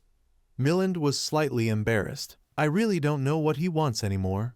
Switching to Rayon's group, he was stunned by the scene before him. Dorian, you. In the blink of an eye, the room had become spotless, leaving Rayon astonished. Where did you find the time to clean this place? Dorian proudly boasted. While you were in the bathroom, I cleaned it. Rayon could not believe this was the same room he had seen just minutes ago, which had been so run down. He wandered to the window in shock. And where did you even get these things? The yellow curtains. Dorian smiled slyly. Of course, they were already prepared in my bag. Rayon was speechless. You didn't bring enough colors. And before he could finish, Dorian gleefully displayed his gear. Of course I did. These are essentials, red, yellow, and blue. Try saying it. Dorian lightly tapped the bag at his side, grinning with eyes squinting. Anything else you need? Rayon was so shocked he couldn't speak. That bag, what on earth is in it? At that moment, a figure suddenly entered their room, a new person. Have you finished preparing your things? He introduced himself proactively. I am the captain of Scout Team 3, Raiden. I know you kids have just arrived, but quickly get ready to depart again. Raiden summed up a few words perfunctorily and then announced, we have just received a reconnaissance request. The scene shifted to another location, a luxurious mansion, where a low, deep voice echoed, So, what wind has brought you here? Glenn slightly frowned as he looked at the person opposite him. Rimmer, ignoring his expression of annoyance, grinned broadly, eyes twinkling. Head of the family, I know everything. You secretly held a banquet to check on Rayon's current condition, right? Thinking about it, you must care for your grandson. Glenn helplessly rubbed his forehead. I heard recently that Lowen has been visiting that gambling addict often, so he must have told him everything, which is why I specifically instructed them to keep it secret. Rimmer, still excited, continued. Happy, she found the 2-colored flower during the mission to steal the snow tiger, made it bloom, and absorbed it, delivering a direct blow to the pride of that famously arrogant Balkar princess. Glenn interrupted seriously. My disciple became a thief and caused the princess of a neighboring country to be angry. And you call that happy? Rimmer casually replied, you say she's a thief, I admit that. But the princess's failure isn't her fault. He crossed his arms and nodded with satisfaction. She just responded to the provocation she stirred up herself. Even during the secret banquet, no one could figure out how she stole the butterfly. So isn't it even more enjoyable that news about her keeps surfacing afterward? Glenn's next words left Rimmer stunned. Unfortunately, there won't be a second time. I've ordered everyone to withdraw, he exclaimed. What? Rimmer couldn't understand. Weren't you curious about her next move? I also heard she just received another sword from Kuberud. Glenn slowly explained, the reason I deployed them was to prevent any interference in the family's affairs, so I had everyone withdraw. Hearing this, Rimmer, without holding back, immediately exposed the truth. Instead you chose to get notifications from Hadon Castle, right? The other was instantly speechless. He impatiently turned to look at the person beside him. Lowen, you. The man hurriedly explained, this time I haven't said anything yet. Rimmer calmly teased, you deployed the wrong person. Isn't it obvious that you are in contact with Haven Castle? Instead of overstepping your authority like this, saying your grandson is the best, you'd be doomed. He continued cheerfully, if everything proceeds smoothly, misunderstandings with the branch will be resolved, which is good for you, and your relationship with Sylvia will improve as well. So this benefits everyone. It was unclear when Glenn had risen, but suddenly he was storming toward Rimmer, face dark with anger, as if last time's lecture hadn't left enough of an impression on him. Rimmer panicked, trying to find an excuse to escape. I have something to do, right? I have to go, goodbye, head of the family. Of course, Glenn did not relent, his anger boiling over in each word. I must ensure this lesson is deeply engraved in you. And then, in the next instant, Rimmer's pitiful scream echoed throughout the vast mansion. Even Rayon, all the way at Havon Castle, vaguely heard it, turning around in surprise. It seems there was a scream somewhere. According to Raiden, who had led them there, they were at Mount Sterling. Judging by the number of monsters and the thick snow, according to Havon lore, this place is like a living hell. He still had a mood for admiration. The scenery is spectacular. At least it's beautiful. Rayon agreed. Indeed, it is beautiful. Raiden glanced at him and suggested, well then, before starting this reconnaissance mission, let's do a test to see what experience you have. Right. The first question was posed. Where do you think this mark came from? Dorian answered first. It's quite big. Could it be from an ice troll? Rayon disagreed. No, it wasn't caused by a troll. Dorian was disappointed. Not that. According to Rayon's analysis, the footprints resembled human ones, but they were much larger and deeper. These footprints seemed to belong to a four-legged animal. He thought for a moment and guessed it must be from a Kari mountain goat. Raiden was astonished, thinking, he can tell just by looking. Still not satisfied, he asked, can you tell me when these footprints were made? Unexpectedly, Rayon answered clearly, judging by the ground pressed down by the footprints, it's not too hard, so it must be from yesterday. If we head west, we should be able to catch it. Raiden then pointed to another mark on a tree. And what about this one? Rayon answered fluently again, the trace of a dire wolf. He even explained in detail, dire wolves usually leave sharp, thick claw marks on trees and rocks to mark their territory. But this one is dead. Raiden felt stunned. How did he? Rayon hadn't finished. Dire wolves tend to stay within the territory they marked. And these claw marks are far too old, which means it's already dead. Rayon's extraordinary performance left Raiden bewildered. What the hell is this guy? How does he know all this? It had to be noted that this team had a tradition of older recruits bullying the newcomers, but in the Havon Castle reconnaissance squad, the suffering of new recruits wasn't just a few punches or chores. It was to show the newcomers that the knowledge they learned from books was useless in practice, to teach them how dangerous this place was. Yet here, that exercise had instead become a stimulus for developing critical thinking. At this moment, Raiden suddenly felt confused. How does this guy know all that? Then what's the point of bullying the new recruits? He began to shift his focus, eyes settling on Dorian. Raiden cheerfully held a branch in front of him. You, go figure out the source of these tracks. Dorian looked puzzled. Why me? Raiden didn't care at all, roughly ruffling his hair. You idiot. You don't even know this. This is... Dorian protested helplessly. Young master, save me. Rayon just ignored him, thinking, let him be, and I'll check the surroundings first. He reminded himself that, thanks to using his legendary senses, he could survey the entire area. Rayon noticed that the sword at his side was also reacting, briefly surprised. The Chan Lin sword was independently scanning the surroundings and reporting the situation to him through spiritual energy. From his observation, in fact, it had been doing this since they arrived, absorbing spiritual energy and transmitting it to him via the monsters they had defeated together, allowing him to acquire a skill related to spiritual energy. Rayon couldn't help but marvel. It's doing its best to help me, and thinking about it, that's really wonderful. The Emperor Spirit frowned in displeasure. That damn bastard, what is he doing? My legendary senses should clearly be superior, so how dare you use that worthless thing? Rayon's response left him speechless. I appreciate it because it's trying to help me, so I don't need to rely on your power. The Essence Emperor was determined not to be outdone, insisting that the legendary sense was only a small part of his power, yet still far superior to that parasitic sword. Rayon replied indifferently, how would I know if it's better or worse? The Essence Emperor shouted angrily, I am the greatest and strongest ruler of the demon world. You don't want to hear me ramble on. Rayon cut him off decisively. Yeah, of course. The Essence Emperor ground his teeth in frustration. Arrogant fool, do as you wish. Rayon turned his attention to something else, something far more important. He remarked, because this source of power comes from you.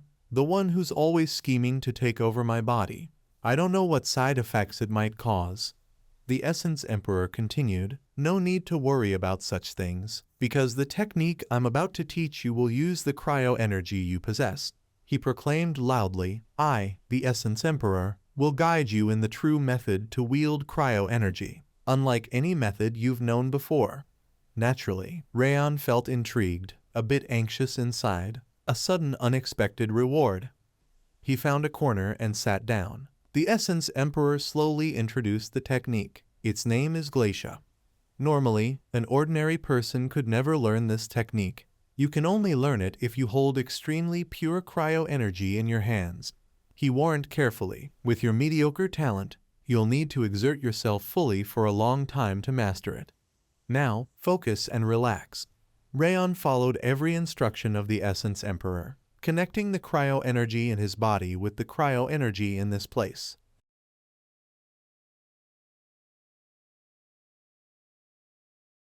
The Emperor said, stay steady, look at my cryo energy. How does it appear? Rayon closed his eyes and replied, your cryo energy seems to have merged with the snow on the ground. The Essence Emperor explained, that's only the surface appearance, it's not mixed with the snow, but with my cryo energy itself. He further stated, that is the essence of this method, connecting cryo energy with cryo energy. Rayon thought this is difficult. I've never considered using cryo energy this way. It's probably going to be hard for me to learn. He realized that instead of trying to connect directly, he needed to maintain a mental image of the connection. Only then could he perceive distant things as if they were right in front of him. As he focused and sank into a meditative state, Rayon discovered that, in reality, all the cryo energy in this place had transformed into his vision, hearing, and sense of touch. He didn't know how much time had passed, but at that moment, the world seemed to slow down for Rayon. This thought was immediately rejected by himself. No, I'm the one slowing down. Thinking of this, he tried to lift his legs. His body felt heavy, but a change had occurred that took Rayon by surprise. Each of his senses was gradually becoming perfectly acute. His vision seemed to expand. He could see Dorian being bullied by Raiden. Just as the fierce wolf had successfully hunted its prey, Rayon was not even sure how far he could see. He felt overwhelmed. He could not only see who was there, but also see their actions. Truly insane. Rayon told himself that perhaps since this was the first time, the distance he could see was very short, and the duration he could maintain it was not long. Suddenly he froze. Something had just entered his sight. It was. Rayon dashed forward to report. Captain Raiden. He appeared suspicious. What is the matter, Rayon? What he said left Raiden stunned. A mole shark was tunneling underground, and it was about to reach here. He found it hard to believe. A mole shark is about to reach this place.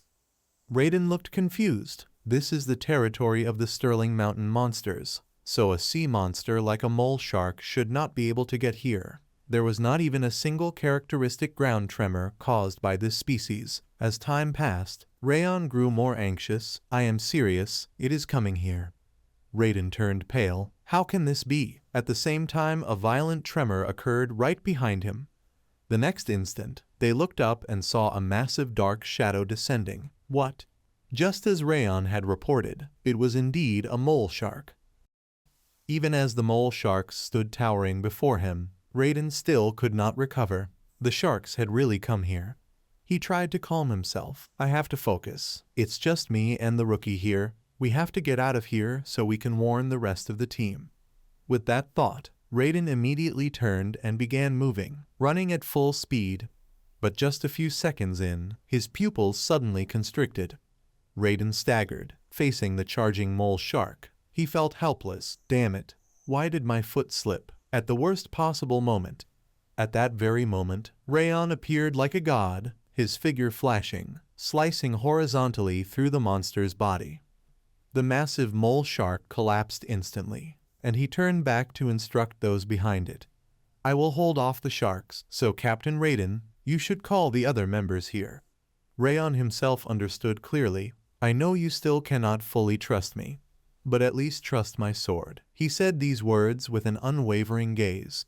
Raiden did not hesitate further, decisively grabbing Dorian and pulling him along. Be careful, Rayon, dodge them and survive until reinforcements arrive. The two quickly vanished from sight. Rayon seriously observed the opponents before him and looked for a way to deal with them. Now then. He gripped the hilt tightly, speaking in a low voice, let's get started. The next instant, the mole sharks frenziedly charged at Rayon from all directions. He did not flinch in the slightest, holding the sword firmly, ready for battle. The frenzied fang strike was unleashed, and the mole shark was immediately torn apart, fresh blood staining the snow red. As Rayon struck, he seriously evaluated. The effectiveness of the frenzied fang strike was better than he had expected. To be honest, normally these would be opponents that require using aura. The change up to this point surprised Rayon, but now I can hold my ground using only swordsmanship. He thought to himself, what allows me to utilize the sword more effectively and anticipate the shark's movements is that my cold energy has blended with the surrounding environment. Is this the power of Glacia? Then the correct way to use such energy sources is. Rayon realized the key to his own progress, sharpening his senses through real-world experience. He decisively swung his sword. The mole sharks were sliced one by one, and Rayon recognized that he was gradually adapting both the frenzied fang strike and Glacia, feeling as if he could defeat opponents at this level. He sheathed his sword, satisfied. I am learning new things faster than expected. Coming to Havana Castle was truly the right choice, a place full of opportunities for experience. Immediately after, Raiden arrived with a squad of reinforcements. Rayon, are you okay? I've brought backup, so retreat. But as he drew closer, the scene that met his eyes left him stunned. Just corpses of the mole sharks scattered across the snow. Raiden could not believe his eyes. He defeated the sharks alone. These are monsters capable of killing even if the whole team attacked together. He had never felt fear like this, and could only stare at Rayon. Who is this guy? Raiden pressed his lips together, silent for a long moment. Rayon glanced at him and immediately guessed his current emotion. Surely he was speechless. He thought to himself, after all, he didn't trust a newcomer and almost put everyone in danger. Even if he wanted to say something, he couldn't. Rayon basically paid little attention to this. Although his pride was hurt, it didn't matter. Raiden mumbled for a long while, stammering as he spoke, "I'm sorry," and he bowed deeply before Rayon. "Thanks to you we survived." Raiden fully realized his mistake. "Because I did not trust you. A dangerous situation occurred. I will not use the excuse that I have more experience than you." His tone revealed genuine sincerity. "Thank you, Rayon." Rayon was momentarily surprised. I did not expect him to apologize so quickly. Rayon sank down slightly, patted Raiden on the shoulder. "It is all right, Captain Raiden. I also would not trust someone who just joined the team and followed along."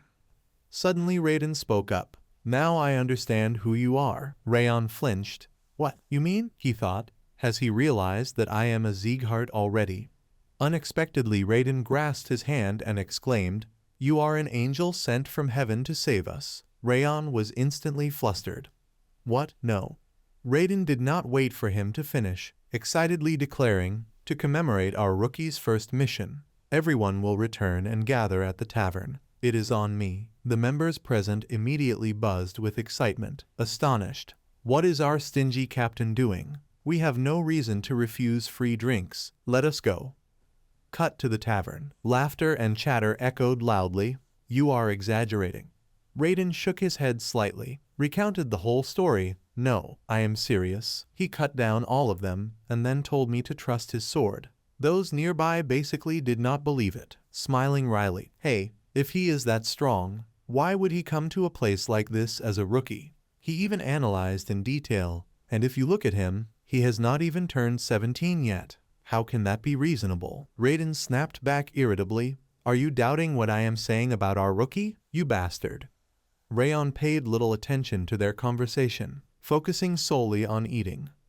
The Essence Emperor's eyes sparkled with excitement, exclaiming, "The combination of the creamy cheese and the sour pineapple is truly the pinnacle of flavor." Yet he could not understand. Is there a reason we have to eat it this way? Something feels off. Dorian noticed his disgusted expression and smiled. "Young master, it seems your taste buds are quite unique." Rayon looked skeptical. "Me?" The others laughed. "Previously I had eaten pizza and I could not finish it." The Essence Emperor heard this and immediately jumped up. "What? Your pig knows nothing about flavor. How dare you?" At that moment, a girl suddenly approached their table. The rumor was correct. The others had said that the rookie in the scout team had a face even more striking than his swordsmanship skills. Realizing she had been rude, she quickly spoke up. "I have not introduced myself yet. I am Yua," she cheerfully offered. "We also have other items on the menu. Would you like to see them?" Rayon slightly nodded. "All right, thank you." The Essence Emperor peeked in and praised. "Although this is a remote place, the menu is truly rich." His eyes stopped on a page. "Wait, this king wants to eat the mint chocolate ice cream." Rayon flatly refused. "I really do not want to eat that." Yua noticed his action and immediately started a conversation. "Perhaps you are interested in the mint chocolate ice cream. Our restaurant has the best version." Rayon quickly denied. "No, I just..." But she basically did not give him a chance to interrupt, enthusiastically introducing, "The mint grown near the Havon Castle tastes fresher than elsewhere." At the same time, the Essence Emperor gritted his teeth and scolded, "Ungrateful bastard. This king even taught you secret techniques. Is this how you repay me?" Rayon had to compromise. "I understand," and calm down. Inwardly he felt displeased. Why would a tavern have mint chocolate ice cream? Yet outwardly he had to politely order, "I will take 1 mint chocolate." Then, an unexpected voice interjected. "Hey, rookie." A young man in the scout team could not contain his curiosity. "You really defeated 6 sharks by yourself. Your energy did not seem that strong." The other hurriedly explained, "Do not misunderstand me. I just wonder how you can be so strong at such a young age. Anyway, thank you. All of us thank you." Rayon replied coldly, "Thanks, but you are praising me too much already." The others interpreted it as humility. "What do you mean? Someone with your level would be promoted immediately. I just wanted to chat with you before that happens, so do not worry about it." The person next to him enthusiastically agreed. "Exactly. When else would we have a chance to talk with you like this?" Even Dorian felt excited. "Right, Rayon, You have truly achieved something great. Yet he himself only felt awkward. I still cannot get used to being praised like this. Yua quickly served the dish. Here is your mint chocolate ice cream. The Essence Emperor eagerly urged Rayon. Eat, quickly eat.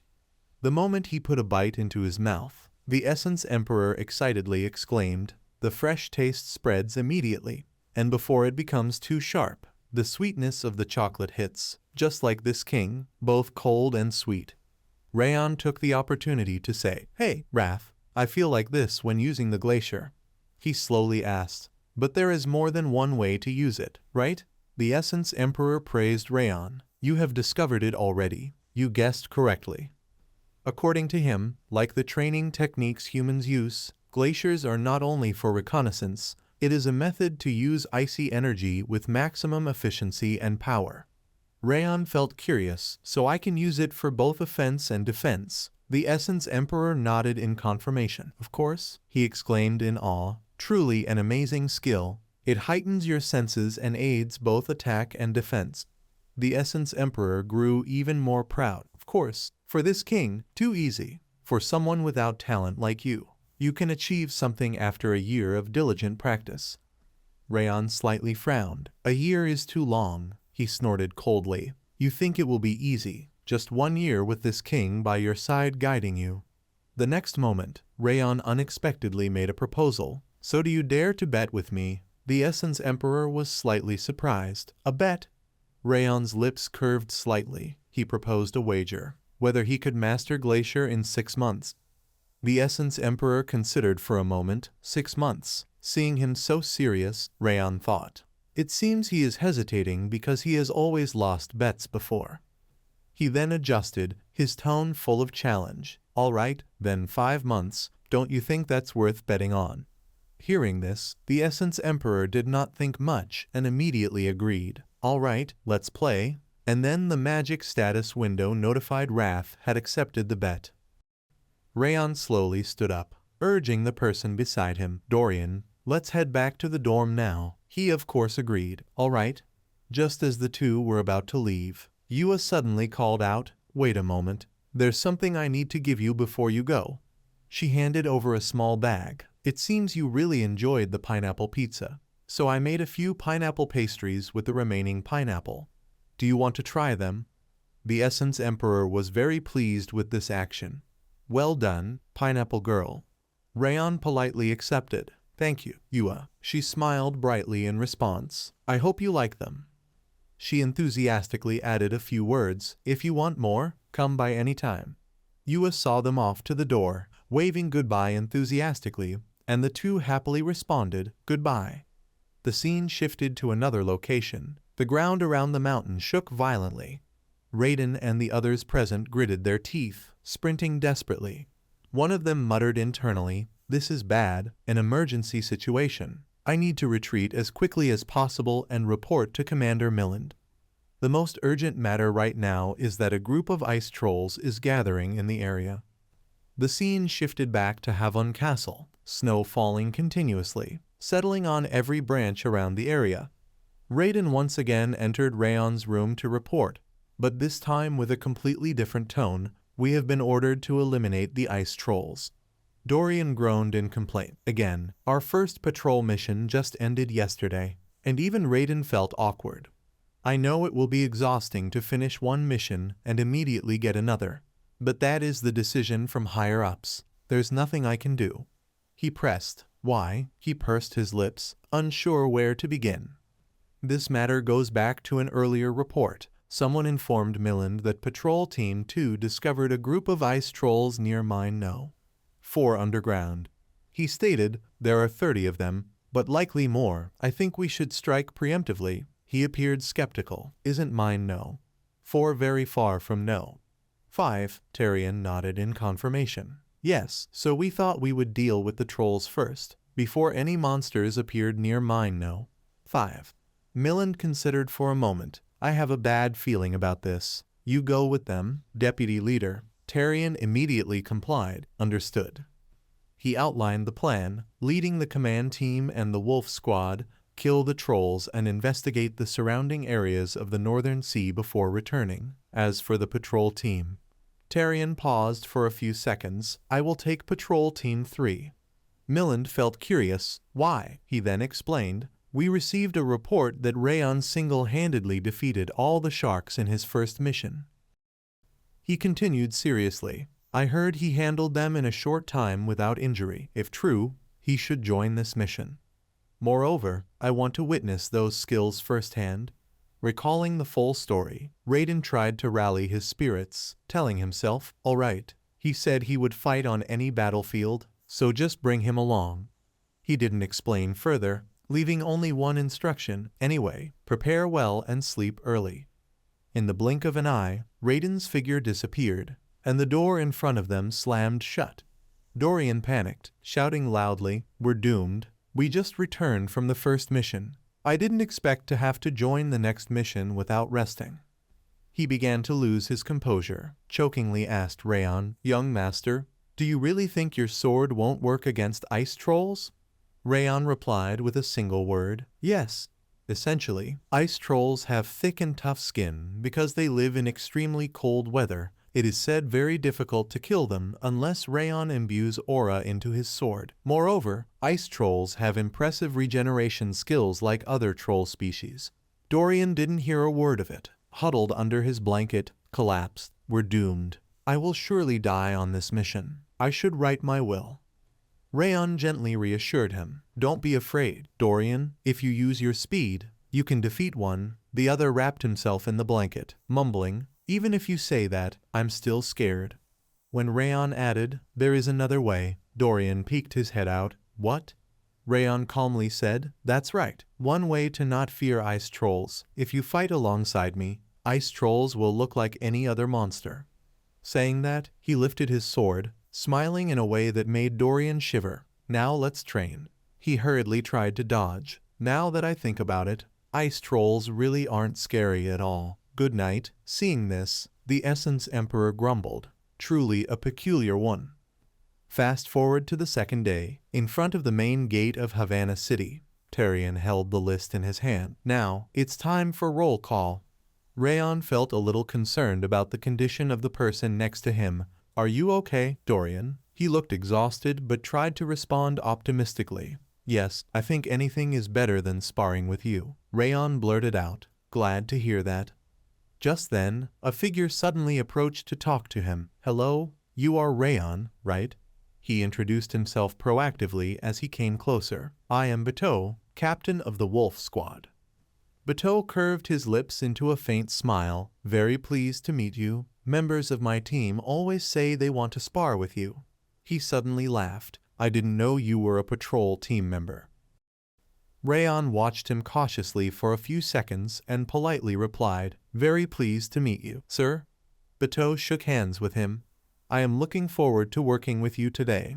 Rayon returned the gesture. Same here. After the greeting, he turned to leave. Now, excuse me, I have to check on the team members. I just wanted to introduce myself. The Essence Emperor frowned. I don't like him, gouged his eyes out. His harsh reaction made Rayon feel strange. What? The Essence Emperor only gave a brief warning. You shouldn't trust those with snake-like eyes. He explained. From my experience, people like him are usually traitors. About 80%. Rayon continued. So you're left with 20% uncertain. Despite saying that, there was one thing Rayon did not voice aloud. But I will remember that. Rayon quietly observed Bateau, thinking, indeed, I feel a little uncomfortable looking into his eyes.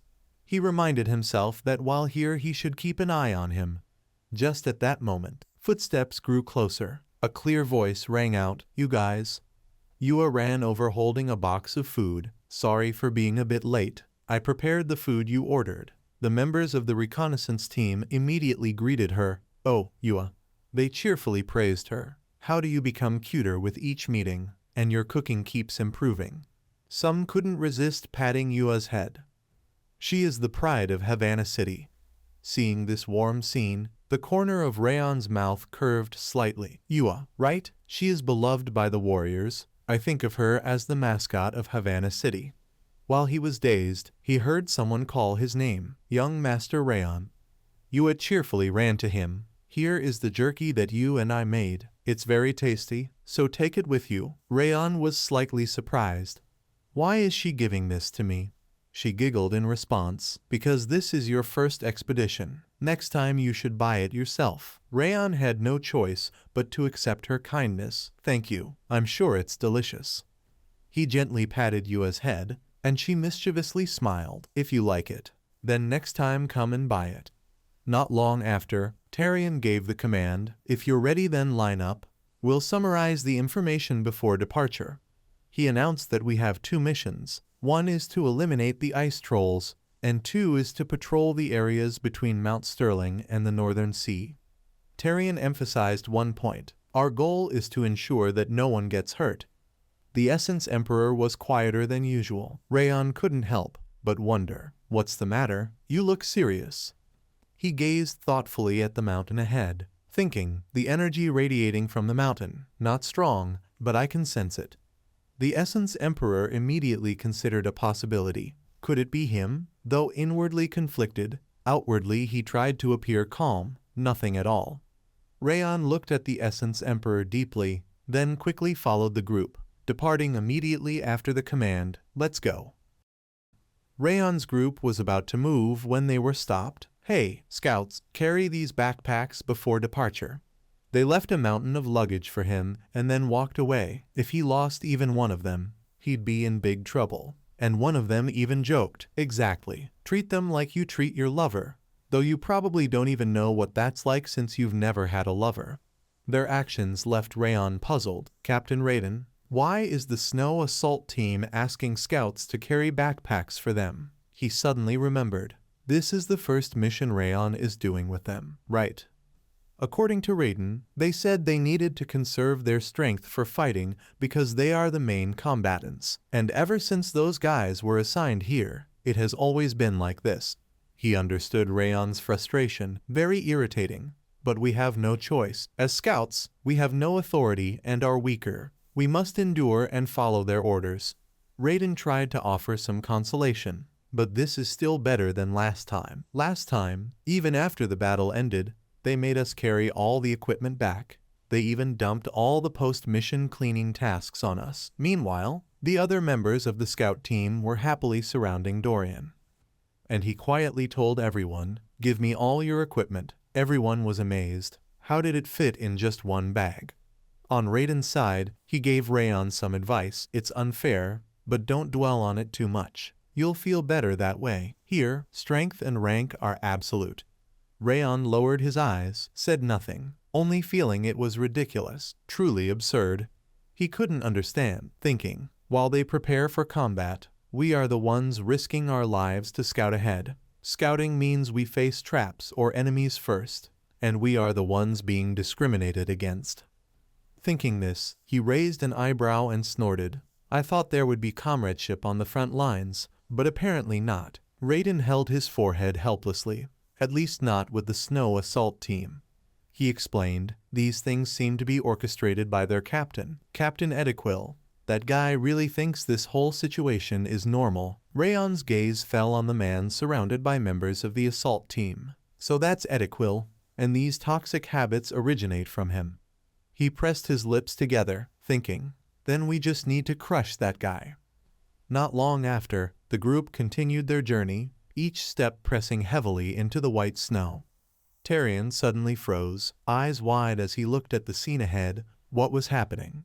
He exclaimed in shock. There aren't any ice trolls, contrary to the report. Raiden was also stunned, mumbling, impossible. Tarion suddenly grew suspicious. Raiden, are you really sure? The other confirmed anxiously. Yes, I'm certain. I saw 30 ice trolls gathering at the outskirts of the forest. Ediquil interjected, his tone dripping with displeasure. This is why I said the scout team shouldn't go alone. There should be at least one swordsman accompanying each reconnaissance mission. Raiden weakly spoke up, but I'm certain I saw them. Tarion cut him off. We'll talk later. Everyone, spread out and search for signs of the trolls. Extend your senses to the limit and scout the area. Those present responded in unison. Understood. Immediately after, All members of the scout team diligently began surveying the situation. Rayon stood to the side observing them. He thought to himself, it's been an hour already, but we still haven't found any traces. These people have lived here for a long time and are very skilled. Rayon suddenly felt something was off. Even though ice trolls leave fewer traces than usual, they must leave something. Could someone be behind this? He grew slightly anxious. This isn't good. At this rate, thinking this, Rayon immediately approached Tarion for permission. Commander, may I go look for them? The other hesitated slightly. You? He nodded slightly. Yes, I just want to confirm one thing. Ediquil suddenly jumped in, grumbling. Hey, don't meddle in this. Just go help set up the camp or something. Tarion directly interrupted. Enough, Ediquil. Let him try, just this once. He expressed his dissatisfaction. Commander, do you really trust this naive kid? He's just wasting everyone's time. Rayon didn't bother with his nagging. He closed his eyes and focused on extending his senses. Each line of aura dispersed, and Rayon sensed movements within the area. Ediquil snorted coldly. What are you looking at? If you can't do it, then stop wasting our time. Stand up. The words Rayon spoke next left him stunned, and found them. Ediquil's eyes widened in disbelief. What? Based on Rayon's reconnaissance, they are near the Ice Valley, north of Mount Sterling. The moment he finished speaking, Ediquil jumped up, growling, You brat. You think this mission is a joke. You mean to say you've pinpointed their exact location? Rayon replied calmly, Yes, I am certain. Is there a problem? Ediquil immediately went silent, gritting his teeth at him. The next moment, he shouted loudly, Do you think joking in a situation like this is funny? Can you take responsibility for your words? Rayon responded leisurely, I'm not foolish enough to joke in situations like this. Even Tarion couldn't tolerate his attitude. Ediquil, calm down, you're going too far. He then turned to ask Rayon, Rayon, how did you find the ice trolls? Rayon explained, I used a method I learned from someone who can move through forests and mountains as if they were his own home by expanding the scale of my reconnaissance of energy. Ediquil once again lunged at him. Energy reconnaissance? Do you know how far the Ice Valley is? You can't confirm it with just that. Tarion, did you hear that? You really trust what he says?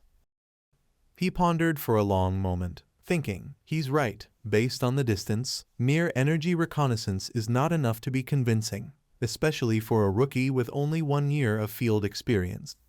Tarion wasn't entirely sure, he thought, but those red eyes, they seem to see everything. Just looking at them makes me believe. Tarion suddenly recalled the image of the Rimmer Daya's sword, feeling shaken. Moreover, only one person in Zeegard is famous for moving through forests and mountains as if they were his own home. If he learned from that man, then perhaps he is trustworthy. At that moment, Biteau suddenly stepped in, intrigued. After hearing more, I'm interested too. He smiled and said, Rayon, how long will it take to get there? Rayon answered, 30 minutes to arrive, and perhaps 10 more to find a favorable position. Hearing this, the smile on Biteau's face immediately froze. He's found a place to ambush them. Then he decisively spoke. Commander, we still have 2 hours before nightfall. It seems we have enough time. Let's go and check it out. Ediquil angrily jumped up. Biteau, you too? Was that rookie bribing you or what? Tarion didn't bother arguing, gesturing to command, Everyone, prepare to move. We will climb Mount Sterling. Ediquil's jaw dropped in shock. Commander. Tarion made his stance clear. If night falls, the monsters could attack, and it would be even more dangerous. If what Rayon said is correct, then this is our chance to prevent that. He gritted his teeth, truly unable to object. Rayon slowly stepped beside him, asking, Still don't believe me? He got straight to the point. So how about this? Let's place a bet, so we can accept an unchangeable outcome. Ediquil furrowed his brow. A bet? A bet on what? The corner of Rayon's mouth curved up. If I find the trolls, then from now on, the snow attack team will have to speak respectfully to the scout team, and you will have to carry your own gear, our gear as well, and help us with a few chores.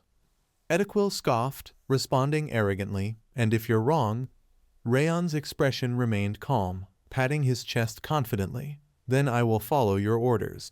Having received the answer he wanted, Ediquil immediately flicked his sleeve and left. Fine, I accept the bet. You better prepare for failure. After this you won't be so talkative again. Tyrion, on this side, finished preparations, looking back at the commander. All right, let's move to the Ice Valley. Their movements had already caught someone's attention. A figure quietly hiding in a high corner, observing everything. The man wore a full black cloak, muttering suspiciously in a low voice. Why are they climbing up? In the end, he felt uneasy. This is not part of the plan. This black-cloaked figure had realized one thing. Those bastards are circling to reach an ambush point for the trolls. They clearly know the exact location of the trolls. Observing the current situation, he suddenly fell into panic. But I erased all traces of the trolls. How did they find the trolls hiding in the valley? In such a frozen place, even a lifelong scout couldn't find them. The black-cloaked man thought to himself, if this continues, they will face the ice trolls sooner than expected. That will be a problem. Thinking this, he silently resolved, I have to hold them off longer so my plan can succeed. He ran into a bit of trouble, but it was too late to relocate the trolls. What should I do now? Not knowing what he was thinking, the black-cloaked man suddenly smirked, his face full of cunning. Wait a moment. He tightly held the goblin mask in his hand, nodding slightly. Actually, this might be even better. Not long after, Ediquil finally had to gape in shock. How could this happen? As soon as they reached the location Rayon had indicated, the scene that met his eyes left him stunned. There really was a group of trolls here. Ediquil began to panic, breaking into a cold sweat. Impossible. How did he find the trolls from that distance? Before he could even recover, Rayon spoke up. You haven't forgotten our deal, have you? Ediquil immediately jumped in surprise. Rayon kindly reminded him, after this battle, the snow assault team will handle all the chores. You are the captain of a team. I hope you won't go back on your word. Ediquil ground his teeth in frustration, that arrogant brat, but before they could explode at each other, Tyrion directly interrupted. Enough. He sternly reminded them, unbelievable as it is. We are extremely lucky to have found the trolls thanks to Rayon's senses. Now we still have work to do. Following Tyrion's command, the entire group immediately assumed combat positions. All units prepared to engage. Target, load. The next moment, he waved his hand and shouted loudly, Fire at will. In the blink of an eye, a barrage of arrows rained down on the gathered ice trolls. Fresh blood splattered red against the white snow. Tyrion charged into battle first, shouting, Their movements are hindered. Don't give them a second to recover. He guided everyone. If left alone, the trolls will regenerate. Aim for their necks and hearts. All members plunged into combat under Tyrion's command. He ordered, leaving no one alive. The sounds of slaughter and battle cries echoed throughout the area. On the left, holding the formation, Rayon quietly observed the scene, witnessing how they coordinated their movements. These were undoubtedly veterans, using their formation effectively to suppress the ice trolls. You noticed something unusual, but Bateau, when fighting, completely became a different person. Just a moment ago he was fairly calm, but now there was a different light in his eyes. That uneasy feeling I had before, could it be because that tendency was leaking out? Dorian, seeing you standing still, found it strange. Rayon, why are you just standing there? He couldn't help but be anxious. Normally he wouldn't be able to restrain himself and would have charged in. So why is he so calm today? Rayon calmly replied, Our mission is to protect the scouts. We should remain at our current position. And, he suddenly added, I have my own opponent. Dorian's eyes widened in shock. What? A moment later, a few ice trolls charged toward the scout team. Someone immediately shouted, Scouts, do not advance, only provide support from behind. Raiden took command of the team. Those with swords had to block the trolls from the front, while those with crossbows distracted them. He secretly felt relieved. The battle was going much better than usual. From Raiden's observation, they had dominated the trolls from the start with the ambush. The trolls had not yet regained their momentum and were very confused. At this moment, he felt a surge of excitement. all thanks to the new soldier Rayon. Raiden was thinking to himself that when he returned, he should buy one. At that moment, he suddenly sensed something. His face immediately went pale. Raiden quickly turned around, his eyes full of horror. That feeling. The guttural growl drew closer, and the bodies of two giant creatures came into view. Their sudden appearance left Raiden stunned, a frost troll warrior and a mage. He froze, wondering how and then the frost troll suddenly lunged toward him. Raiden gripped the hilt of his sword tightly, staring at it. I can't dodge. At this critical moment, Tarion rushed over in time to pull him back, while Bateau assisted in the attack, blocking the frost troll's strike. They stood in front of Raiden. Tarion sternly reminded him, "Focus, Raiden, or you'll die." He stammered in response, "Okay, I understand." Bateau chuckled softly, "Damn, that's what a real warrior is like." Immediately after, a snow whirlwind surged toward them, and Tarion and Bateau quickly assumed defensive positions. The opponent's method of attack visibly irritated Tarion, who clicked his tongue in frustration. He looked toward the distance, the mage supported with magic from above. If I have to watch him while fighting, it will be very difficult to maneuver. Thinking this, Tarion loudly warned everyone, all units, to remain vigilant and alert. He quickly laid out the strategy. Ediquil and the Snow Strike team would control the warrior Bateau was facing. The scout team would disrupt the mage's spellcasting. Everyone immediately agreed. "Yes, sir." Raiden commanded his team members, scouts, understood, reloaded your crossbows, and, at that moment, a deep, low voice suddenly rang out, "Ice arrows."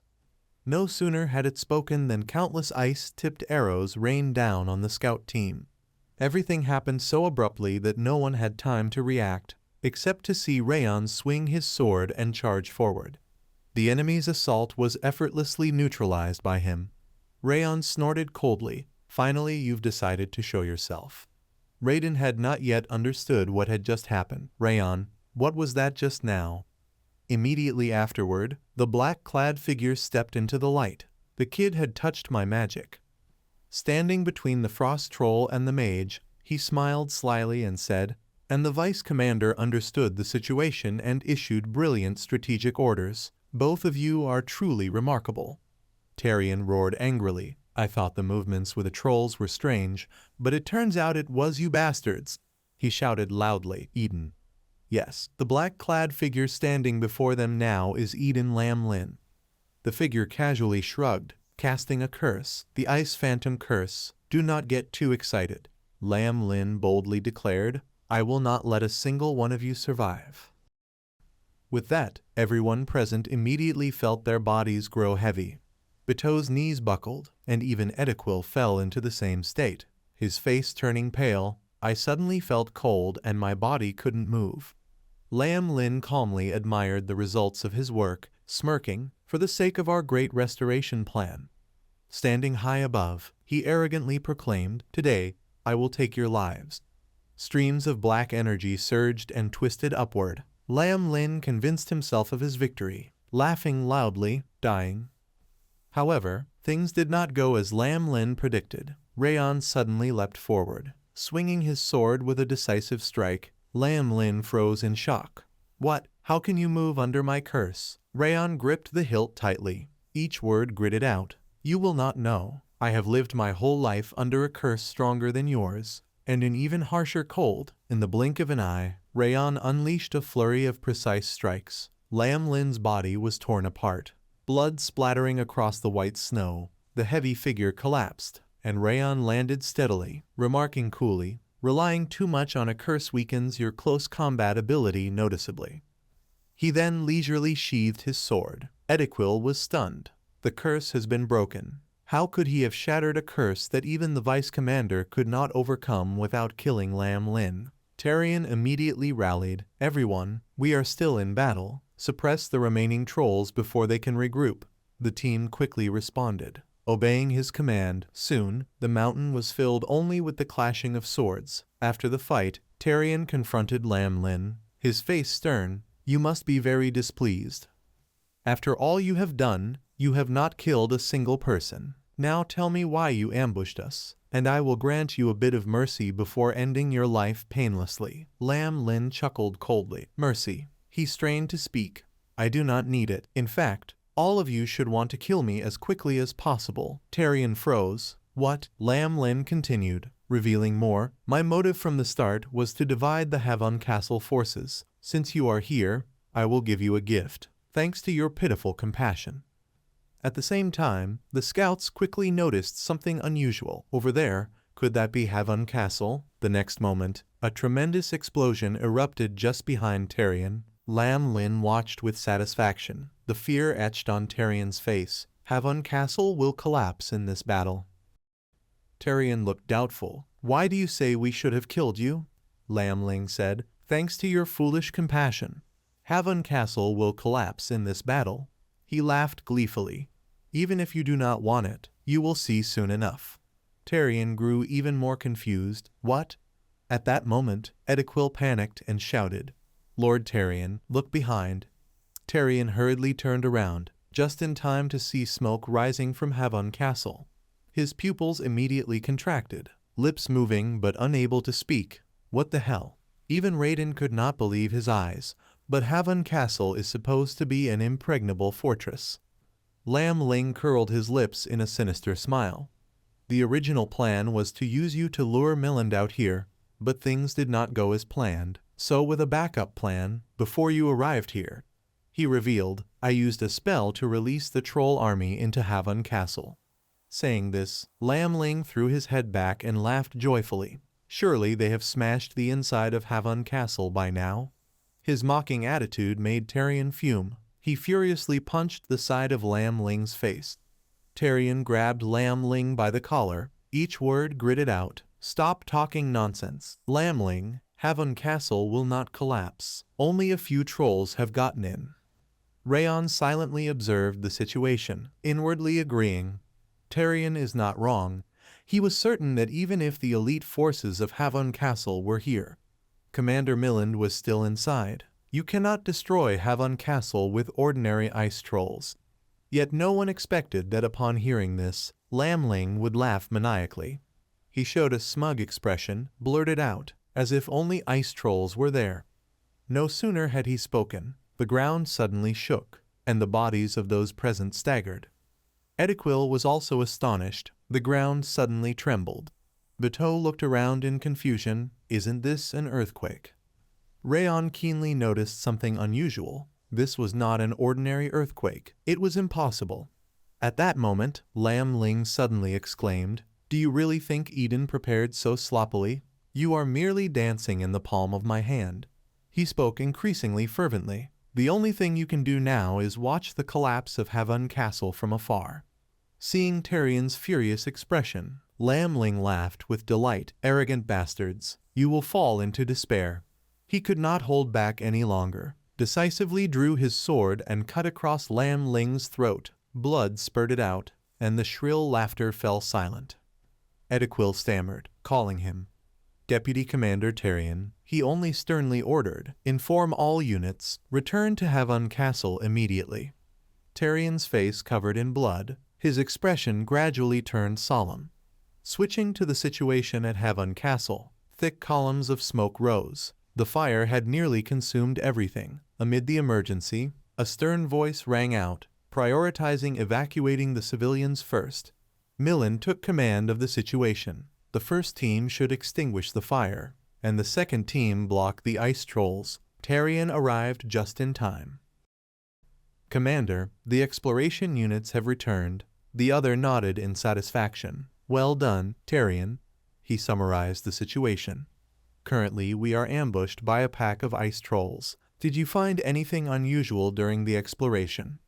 Tyrion nodded slightly. Indeed, we have matters to report, so we must return immediately. He explained, this ambush was caused by Eden. Milland paused for a moment. Indeed, something is off. Understood. So it was caused by Eden. Tyrion recounted the full story. We have eliminated Lam Lin, the one who summoned the ice trolls, but after hearing him speak, and with this earthquake, it seems their plan involves more than just the trolls. Milland murmured, but something was very strange. He could not understand. They gain nothing by targeting Havon Castle like this. Tyrion interjected, "Excuse me, we still have not discovered their true purpose." However, he reported, due to their interference, the beast tide will occur earlier than expected. According to Tyrion's reasoning, the traces of the ice trolls and monsters were gathered by them, and the recent earthquake, most likely they are generating the beast tide aimed at this location. He said that the walls would have to face the beast tide, and no matter how talented the kids were, if they made a single mistake, they would die. Tyrion replied slowly, "I understand your concerns, Commander." His next words shocked Millen. However, Rhaon had defeated Lam Lin in a single strike. Tyrion emphasized that Dorian had returned from this expedition unharmed, and although the two of them had initially left a poor impression, there was no reason to underestimate their abilities, so trust me this time. Millen pondered for a moment, then decided to step forward in front of the two of them. "Rhaon, I will give you orders," he announced firmly. "Go up the walls and protect Havon with us." Rhaon had been waiting for this moment, raising his voice in response. "Understood, I will follow your orders." In the following moments, the cold wind continuously swept against the cracked walls. Millen asked, "Recon, how are the enemy movements? Have you seen anything new?" Tyrion turned stiffly, his face pale. "Commander, the scale is enormous. The beast tide." He stepped forward quickly to observe, feeling anxious. What could make him answer like that? But as soon as he saw the full scene, Millen's pupils contracted instantly, his lips moving without words. This is Bato's group was also stunned. "Ediquil, have you ever seen the beast tide like this?" He shook his head. "No, this is the first time I've seen it." Seeing everyone's agitated reactions, Rhaon quickly moved to the walls to take a closer look.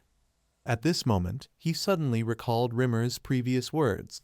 "And Rhaon, you will go north, Havon Castle, an endless battlefield where you will fight monsters from the North Sea and Stirling Mountains every day.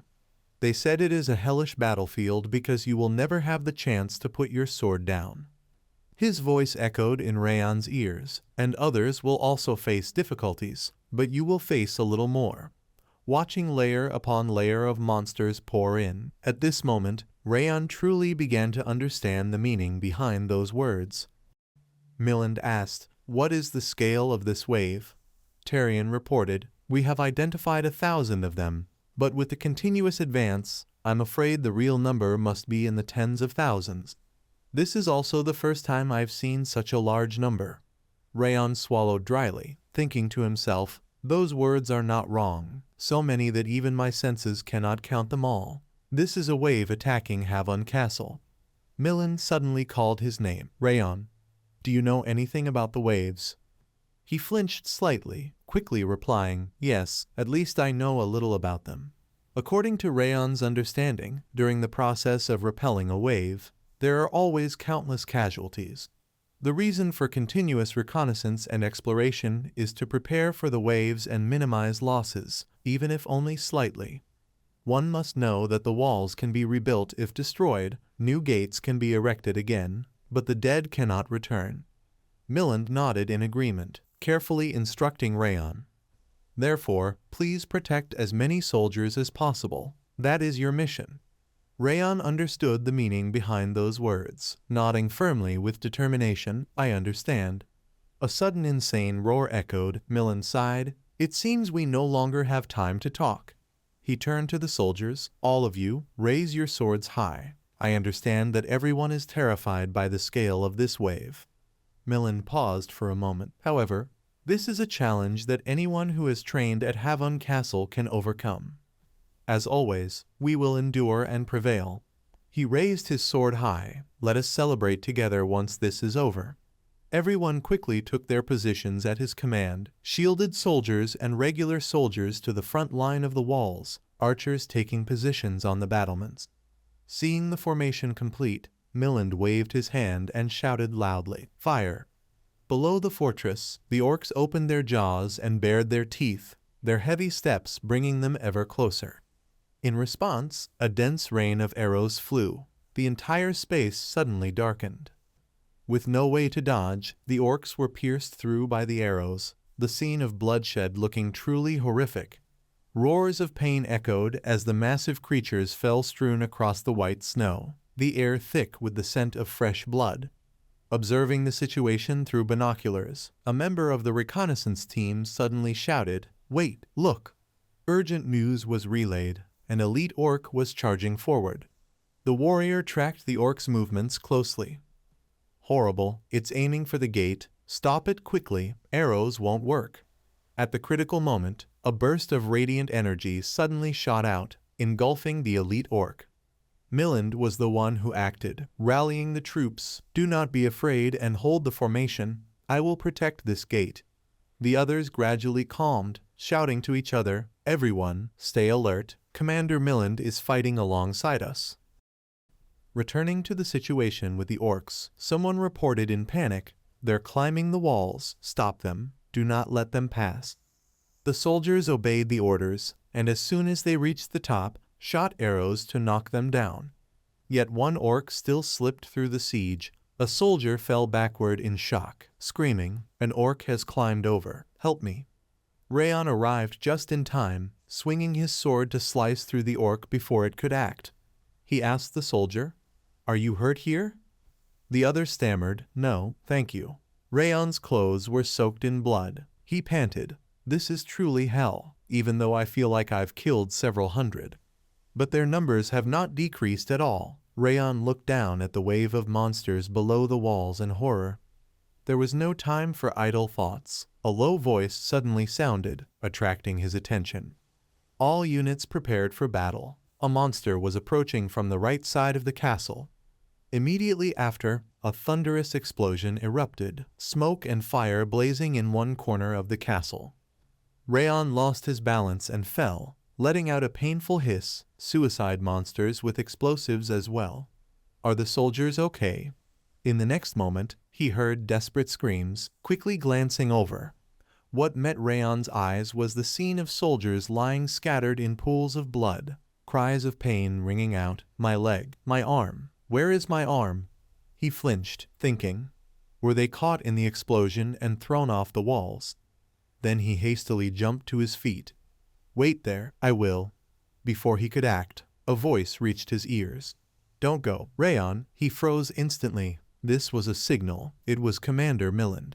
He used sound transmission to announce, "Protect the sections of the wall that have not collapsed yet. If you only focus on trivial things, the larger structures will fall. You must endure." Rayon could not deny that it was the right decision. If they abandoned the walls to rescue the injured, the defensive system concentrated here would also collapse. However, the image of the soldiers lying strewn across the cold ground kept flashing before his eyes. Their bodies were soaked in blood, yet clearly some still had a chance to survive. Rayon finally could not bear it, biting his lip, frozen for a long moment. "Myself. I am not the commander," Rayon reminded himself, his hand gripping the sword at his side. Thinking this, he resolutely leapt from the wall. His task was to prevent the soldiers of Havon Castle from dying. Rayon landed firmly. Before him thousands of monsters were poised to charge. The Imperial elite had just appeared, scolding. "Are you insane? Did you think before jumping down? Do you think you can hold out while protecting the soldiers below?" Rayon replied calmly, "It will be difficult." Yet that was not a reason to give up. "I must push all my senses to the limit and try." The Imperial elite frowned. "Fool, I never expected you to make such an emotional decision. The only thing waiting for you ahead is death like a dog." Rayon could not argue. An emotional decision. Yes, that is true, although the right thing to do in this situation would have been to retreat. He gripped both swords tightly, telling himself, "In this life, I have sworn that I will live not as an assassin, but as a swordsman." Thinking this, Rayon declared loudly, "Before I fall, not a single one will pass me." He resolved internally, "I will endure with all my strength and survive out of this hell." In the next instant, Rayon leapt without hesitation toward the orc before him. What happened after that? The battle continued without a single moment of rest. He slashed, slashed again, and slashed once more. He did nothing but slash continuously. During that time, the skin on Rayon's hands was torn, soaked with blood. He had used his aura to the very last of his strength. And then, the only sensation left in his hands was the sword tearing through flesh. The bodies of the orcs Rayon had slain piled up. The only thing remaining in his sight was the deep red of blood. Rayon continued wildly swinging his swords without pause, his entire body reeking of fresh blood. He charged into the midst of countless massive orcs. They surged forward in waves. Rayon did not concern himself with anything else, focusing only on fighting. And then, as time passed, under the blood-stained night sky, the moon rose high and began to wane, while the first light of dawn began to break. The white snow had long since been dyed red, and he stood amid the battlefield littered with the corpses of monsters. Rayon's eyes revealed exhaustion, yet not a single monster remained before him. The situation on the battlefield at Havon Castle had been fully monitored. The crystal orb clearly displayed Rayon's face, and a mysterious voice softly called his name, Rayon Zeekart. She suddenly laughed. My original goal was the destruction of Havon Castle, and to obtain the host body. She paused for a moment, intently observing Rayon's image in the glass orb, speaking with delight. But I unexpectedly received a bountiful gift. Time passed, though it was unclear how long, and the scene shifted back to Havon Castle, where warm sunlight streamed through a windowpane. Rayon suddenly jolted awake, sitting up with a look of bewilderment. He glanced around. What happened? I remember the castle walls had fallen, and I stood still until the cavern was opened. Before he could comprehend what was happening, a figure suddenly stepped inside, anxiously calling his name, Rayon. Seeing Yua at the doorway, he looked slightly dazed, hesitatingly speaking. She is. She teared up, looking at Rayon, her voice choked with emotion. You've finally woken up. Not long after, Dorian entered, recounting the current situation to him. Seriously, everyone was very worried because you hadn't woken up at all. Speaking of which, he couldn't help but sigh. You showed no reaction despite everything we did over the past 3 days, so we thought you were dead. Rayon could only give a sheepish smile, sorry for causing trouble, and thank you for taking care of me, Dorian. He gently shook his head, the one you should really thank is not me, but Yua. Rayon blinked, slightly embarrassed. Huh. Dorian then explained, Yua had been by your side, taking care of you every day until the attack was over. He added, she was very worried about you, and since she also had to work at the tavern, she must have been very busy. Just as he finished speaking, Yua gently stepped in. Rayon, I made some soup for you. She said warmly, you're still recovering, so I used soft and easily digestible ingredients, ate slowly, it's still hot. Rayon was silent for a long moment, and finally called out, Yua. She looked puzzled. Oh. He sincerely expressed his gratitude. Thank you for taking care of me every day. Yua smiled brightly, replying modestly, oh, it's nothing. Providing extra care for regular guests is just basic hospitality for any business. Once you've fully recovered, come to the tavern and help boost sales. Rayon slowly got out of bed and proactively suggested, also, why don't we eat at the Dark Branch tonight? I've been eating bland food for too long. Today I want something a bit greasy. Dorian then suddenly remembered something. But first, you need to show everyone that you're fully recovered. Rayon looked puzzled. Show them? Who are they? Dorian went ahead and opened the door, smiling mischievously. Of course, it's those who have been waiting for you. Rayon frowned slightly. Why are you making it sound like a big deal? But just as he stepped outside, cheers of excitement rang out. The hero of Havon Castle had woken up. Rayon froze. Ha! The warriors standing before him eagerly exclaimed, You've finally woken up. Rayon, thanks to you, Havon Castle has been protected. I was really worried when I heard you might not wake up. Rayon, thank you for saving my comrades. When you charged in like that, I thought you'd gone mad, but you were truly magnificent. Rayon had barely regained his composure when they enthusiastically shouted, Today I treat you. I will never forget this favor. Milland was also present, smiling softly. I'm glad you're all right, Rayon. He was surprised, Commander Milland. He spoke sincerely. This attack was unlike any we've faced before. It started earlier than expected and on a larger scale. Normally, we would have suffered significant losses. Millen still vividly remembered that day's scene. Rayon had not hesitated for a moment and immediately jumped off the wall. He truly felt grateful. Thanks to Rayon's decisiveness and courage, no losses occurred during this attack because he was at the forefront protecting us. Reflecting on the events, Millen solemnly said, "You came here as a mercenary, but we all owe you our gratitude. On behalf of Havon Castle, I extend my deepest thanks." Tarion quickly added, "And Edequil also has something to say to you." Rayon was slightly surprised, thinking, Edequil has something to say to me.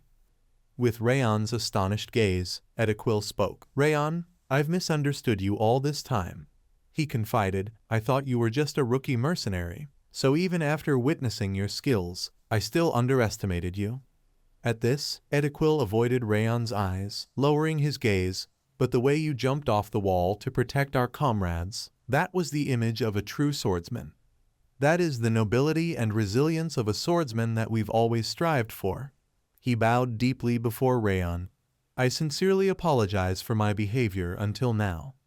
Millen smiled to lighten the atmosphere. "Everyone, all of you have worked hard to repel the attack. To celebrate this unexpected victory, we will hold a festival. We will provide food at the Ice Branch, and for 3 days everyone can eat, drink, and enjoy themselves to the fullest." The crowd immediately erupted with excitement. The warriors cheered, "Commander, when did you prepare all this?" Some even expressed their awe. "This is the first time something like this has happened since I arrived at Havon Castle." Soon after, they all shouted in unison, "Come on everyone, let's head to the Ice Branch. For the next 3 days, drink as if we have died and come back to life." Someone immediately shouted, "Wait for me. Where do you think you're going without us?" Seeing them playfully having fun, a faint smile curved Rayon's lips. Millen turned to look at him. "Rayon, you should come along too. I will join after meeting with the other officers." Then he urged, "Deputy Commander and Army Captains, follow me." Dorian cheerfully called to Rayon, "Young master, what are you doing? We should go too and start the feast." Warm rays of sunlight bathed Havon Castle, the scenery looking truly peaceful. In a room, Millen folded his arms and asked, "You're not just going to give Rayon a passing compliment and leave it at that, are you?" Tarion smiled, "Of course not. We'll give him the most valuable reward and the finest compensation. Rayon has saved so many lives." Millen spoke plainly. I want to give him something even more valuable than gold." His words left Tarion puzzled. Something more valuable than gold. Millen did not hide it, declaring firmly, "I intend to give him a creation of Havon Castle." Raiden's eyes widened in astonishment. "You mean the White Fang snow sword, the symbol of the castle?" Even Tarion was taken aback, stammering, "Don't tell me you intend to make Rayon the next master of Havon Castle." Millen replied seriously, "Don't be ridiculous. That sword is a symbol, not a creation. Rayon will receive something else." Raiden finally exhaled. Not wanting to keep them guessing, Millen revealed, "What I intend to give Rayon is this." Looking at the chest before them, Tarion was momentarily stunned. "This is..." Millen nodded in confirmation. "Yes, it is armor made from the mana stones of the Orc Lord, called the White Spirit Armor. A brief introduction, it is a creation of Havon Castle, the White Spirit Armor, a type of under-armor worn beneath outer garments." He explained, "It is said to be more valuable than even the White Fang snow sword, the symbol of the castle, but considering what Rayon has done for us, this is the least we can do." Millen's gaze reflected deep appreciation. He risked himself to save others, and I will feel relieved only if he can be protected with this. Raiden enthusiastically supported the idea. "I agree, it will be a perfect gift." Tarion also nodded. "Considering the number of lives Rayon has saved, this item is truly nothing in comparison." Edequil, who had been silently standing aside, suddenly spoke up. "Commander, I have a question." Millen immediately allowed, "Go ahead, Edequil." His question brought silence to the entire room. "Rayon is not an ordinary mercenary, is he?" Ediquil had long suspected it. The martial skills he uses are not simple. No matter how talented he is, an ordinary mercenary could not achieve that level. I have known for some time that he is not an ordinary mercenary, but I think now it is time for you to tell us the truth. Milland replied reluctantly, I apologize, but there are still reasons why I cannot tell you everything yet. But I promise you this. He emphasized that Child has always been honest with us from the very beginning. Milland assured them that one day, the moment Rayon chooses to reveal his identity will come. He is not someone controlled by the shadows, so he need not worry. He let out a soft chuckle. Well then, for now, let's just enjoy the festival. Let's celebrate the birth of a hero. It was another cold day at Havon Castle, with snow blanketing the roads and treetops. Rayon sat gazing at the mountain before him, thinking to himself, 10 months have passed since I arrived at Havon Castle. Honestly, it feels both long and short. So much has happened over these 10 months, and I have accomplished a great deal. One notable achievement is that, thanks to the soul sword he received from Kuberud, Rayon had learned to control spiritual energy. Additionally, he had survived the wave of monsters at Havon Castle, the so-called Hell battlefield. In the 6 months following the end of that wave, Rayon had learned a new way to wield Glacia. And at this present moment, having gone through all of that, everyone at Havon Castle had become his trusted comrades.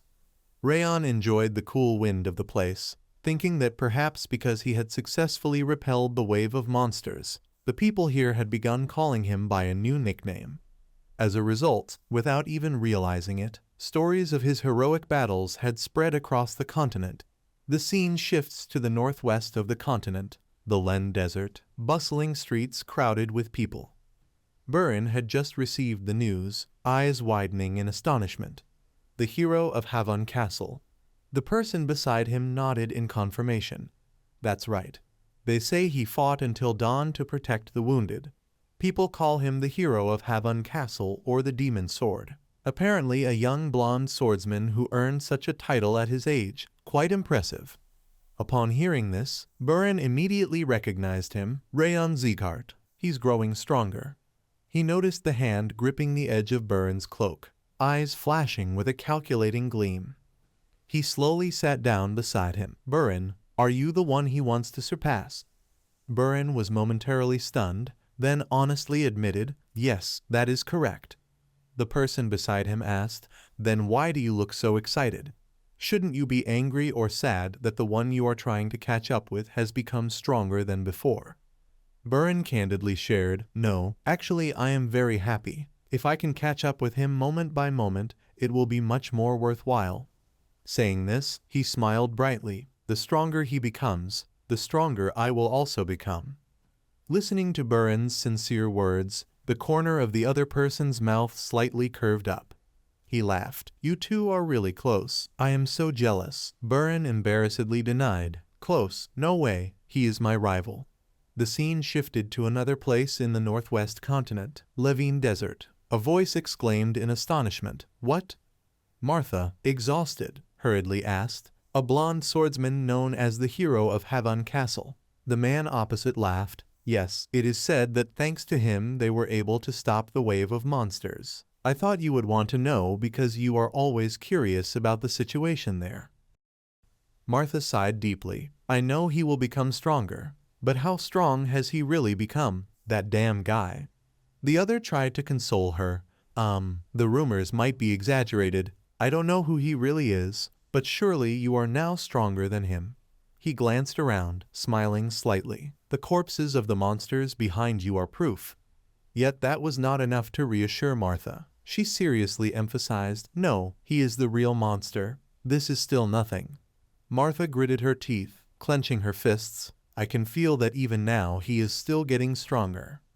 Her excited reaction made the other even more interested, really curious. Who is he that can push her to exert herself like this? Martha then said, he is the savior who saved my life, and also the rival I want to defeat. The scene shifted to Katam Forest inside the base. Several women sat around Runnan. One of them exclaimed in disbelief, I know there will be people supporting from the walls. But does it make sense for one person to jump into the arena to protect all the wounded? Immediately, someone agreed, it must be just a rumor. How could a kid do that? The story quickly reached Runan. Runan, wasn't that your friend? What do you think?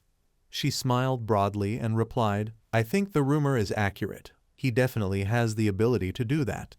Hearing this, the short-haired girl looked doubtful. Runan, just how strong he is. I have a feeling he's even weaker than you. She shook her head slightly. No, he is stronger than me both physically and mentally. The other blurted out. Huh, are you kidding? They couldn't believe it. Someone stronger than me. The short-haired girl nodded in agreement. Yes, it only took me 6 hours to get through this forest. Even experienced warriors would take 8 hours. At that moment, another person suddenly appeared, smiling slyly. Whenever you mention him, the atmosphere around you changes. Is he your rival or something? Did you come here to become stronger than him? Runan replied softly. No, I didn't come here to be stronger than him. The other looked even more puzzled. Then why? Speaking of the original reason, she lowered her gaze. The corner of her mouth curved slightly. Because I want to become strong enough to stand by and support him. I don't want to be a burden, I want to be able to help him. Returning to Rayon's situation, he sat in the vast emptiness, reflecting. 10 months have passed since I arrived at Havon Castle. Rayon closed his eyes, shifting into a focused state. All right, the more I use it, the more sensitive Glacia's senses become. Even now, he still marveled when using this skill. It really is an impressive power. Now I can see very far even with my eyes closed. Rayon thought to himself, no wonder Thin No got angry when I learned this skill. He clearly looked furious. It can't be like that. Glancing at him, Rayon suddenly felt something strange, but recently he has been unusually silent. He realized that it was always staring toward the peak of Sterling Mountain. I just needed to lure it into a bet or something to make it speak. While Rayon was still lost in thought, the Supreme Elite suddenly called his name. Rayon Zeekhart. He was surprised. What? The Supreme Elite then spoke proactively. Want to bet? It's been a while since we played again. Rayon immediately wondered. That's sudden. You've been quiet lately. What do you want to bet on? He replied calmly. Something simple. Then the Supreme Elite suddenly asked a question. The test for that sharp-eared guy is to survive here for a year. Right, Rayon confirmed. Yes, now there's less than 2 months left. The Supreme Elite's expression suddenly became serious. He spoke loudly. All right, we'll bet on that. I bet that in 2 months you won't survive.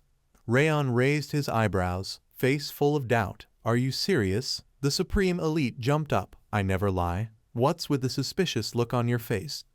Rayon bluntly replied, You've lied countless times before. He thought to himself, is he stupid? I have less than 2 months to graduate. And now the monster waves are over. Eden hardly has the ability to attack anymore. It should be known that after the sudden death of the Lamb Balkar Phantom, the army has been more thorough. If Eden were still alert, they wouldn't dare attack. All Rayon needs to do is train and wait until it's time to return. After considering for a moment, he told himself, there's no reason to refuse this bet. Thinking that, Rayon decisively agreed, all right, I accept. The Supreme Elite bared his teeth in a triumphant smile. Wise choice.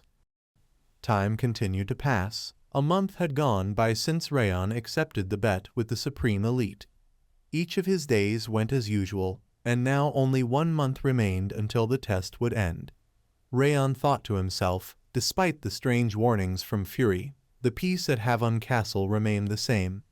The only thing that concerned him was that Fury still occasionally shouted towards Sterling Mountain, calling that lazy thing a name, which seemed quite different from what he had expected. Rayon fell into deep thought. Then at that moment, he suddenly saw something in the sky. Under the sunset, countless crows flapped their wings, forming a dense black line across the sky. A sense of unease rose in Rayon's heart. A flock of crows, so many of them. Could it be that monsters have appeared somewhere?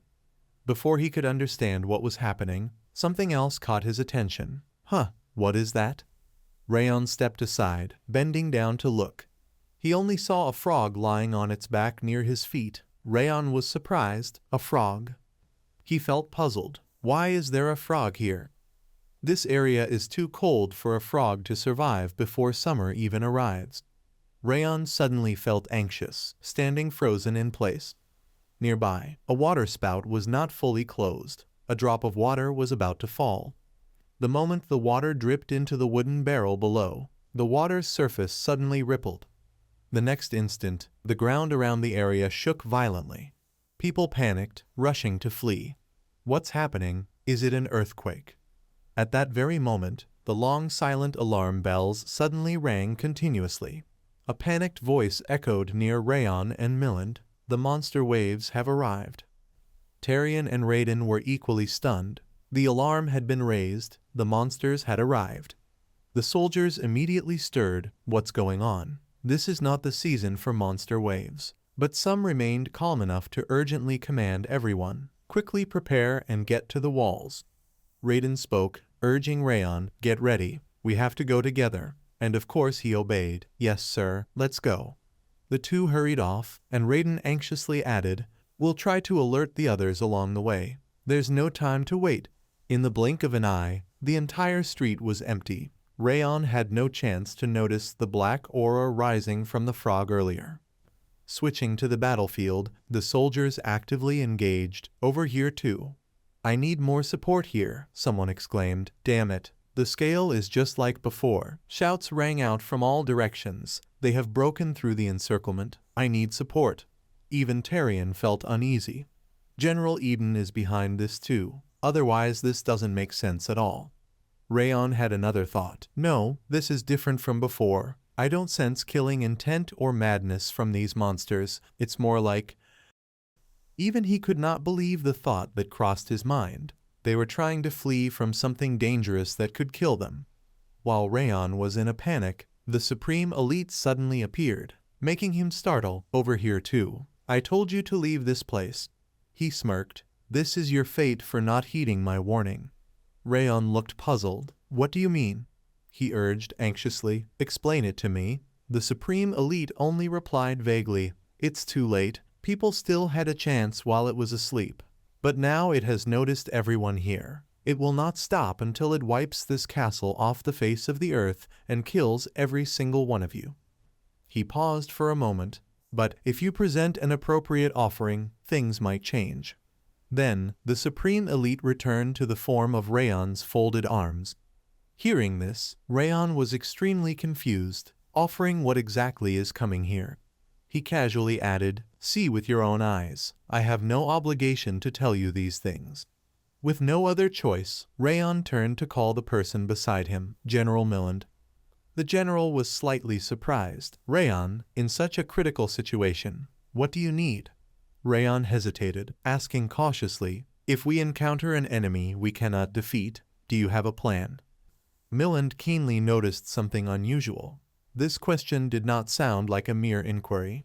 Yet he still replied seriously, of course we will fight. If we cannot defend this castle, countless innocent lives will pay the price. Even if sacrifices are necessary, we must buy enough time for the people to evacuate. Milland particularly emphasized that is the reason Havon Castle exists. Hearing this, Rayon unconsciously tightened his grip on the sword hilt. He paused for a moment. Right, I still don't know what I'm facing, so I can't yet order everyone to retreat. Rayon resolved, now I need to focus on stopping this wave of monsters, then decisively swung his sword to finish off each orc. Time passed relentlessly. No one noticed when the moon had risen high. The soldiers continued attacking tirelessly. Edequil hurriedly commanded the troops. These monsters are very different. While they are stunned, push them back, and use bows and crossbows to take down the flying monsters. Rayon was actively engaged in the battle as well. Through the crumbling walls, he saw something and froze instantly. A herd of deer was stampeding in this direction. Rayon grew even more puzzled. Even the animals were running, just like the crows earlier. I remember nothing like this happened during the previous wave. Elsewhere, Milland suddenly issued an order. Tarion sent a small team to evacuate the civilians. He looked puzzled, wondering what it was. Milland offered no further explanation, impatiently urging, including the people outside the castle, to move quickly. He shouted, "There's no time left." Tyrion immediately complied. Understood. Then Milland transmitted a message directly to Rayon. "Can you hear me, Rayon? If danger arises, you need to run." Rayon froze. The aura message from the general. He quickly responded, "General, do you mean?" Milland did not answer, only entrusted a few words. "I understand your intentions now. You see things farther than I do. Your future can reach further. Protect your life for that future." He affirmed resolutely, "Your efforts at Havon Castle will not be forgotten." At that moment, memories of the past surfaced in Rayon's mind. He gritted his teeth, asking himself, "Must I run and let these people die?" Very quickly, Rayon had his answer. His eyes revealed firm determination. "No, that will not happen. I will not flee alone." At that moment, Rayon suddenly realized something. The blood in his body seemed to stop flowing. His pupils contracted, his face filled with sheer terror. Wait a moment. Nearby, a black crow stared intently in this direction, its eyes blazing red. It silently perched atop the castle, observing Rayon's horrified expression. More than 12 hours had passed. But why hasn't the sun risen yet? He wondered in confusion. A dark figure appeared, muttering in a low voice, "Too cold, too boring, I'm fed up." He walked slowly, sighing in exasperation. "But I have awakened, so there is no other choice." The one behind all the strange events had revealed himself, declaring, "I must annihilate everything." Rayon's expression immediately turned grave. He was so terrified that cold sweat poured down his face. The Essence Emperor leapt out, baring his teeth in a mocking grin. "Finally, you've sensed it. Truly a foolish one." He put on a pretentious, benevolent tone. "It's too late now, I'll tell you. The name of that lazy one is Lazy, the recipient." The Essence Emperor revealed that he is a demon king of the same level as me. His tone carried obvious pride, adding, "Also called the Lazy Monarch." According to the Essence Emperor's introduction, that slow creature was none other than the Lazy Monarch, Sloth. Milland's hand on his sword trembled in waves. What is that? He could not believe his eyes. How could such a creature exist? Seeing Milland's reaction, Rayon was immediately flustered. Even for Milland, who had reached Grandmaster level, was the presence of a demon king that was terrifying. No, more precisely because he had reached such a lofty realm, he could feel the gap between himself and it more intensely. The Essence Emperor exclaimed, "Though not as abundant as in the demon realm, it has accumulated quite a lot of energy. Not bad for someone who lazes about sleeping all day." Rayon pressed, "Why has it appeared here?" Puzzled. "Aren't you the only demon king to descend to the human world?" The Essence Emperor snorted coldly. "Even if I told you, it would be useless. With your level, you would not understand." Rayon pressed on, "So why is it here?" The Essence Emperor replied indifferently, "The reason it came here is simple. You must know that over the past year, from skirmishes to the massed one's attack, and even the reconnaissance after the wave ended, countless disturbances and shocks have reached the mountain peak. Therefore Sloth, who had been slumbering on the summit, awoke, and what is happening now is the clearest proof." From what the Essence Emperor knew, before this it would merely doze and wake, but this time it has fully awakened. He lounged and continued, "This is a good time to tell you an interesting story. It is said that the demon realm is a land of endless slaughter and insatiable desire. Someone who falls asleep outdoors in such a world is practically begging for death. Yet somehow Sloth kept sleeping on and on. How could such a being become a demon king?" The Essence Emperor gave the blunt answer, "Because it slaughtered without discriminating against anything that disturbed its sleep." According to the Essence Emperor's knowledge of Sloth, if you say anything to it or attack it, it will kill anyone who wakes it, sparing no one, for 1,000 years. Things proceeded naturally, and eventually it became a demon king of the demon realm. Hearing this, Rayon seemed to understand, mouthing, "Wait. So that means," the Essence Emperor confirmed his speculation with a single yes. He grinned with satisfaction. "That one came here to wipe out those who disturbed its sleep." Rayon held his head in despair. "Damn it. Is there no way to stop him?" The Essence Emperor laughed coldly. Here, you have no way to stop him.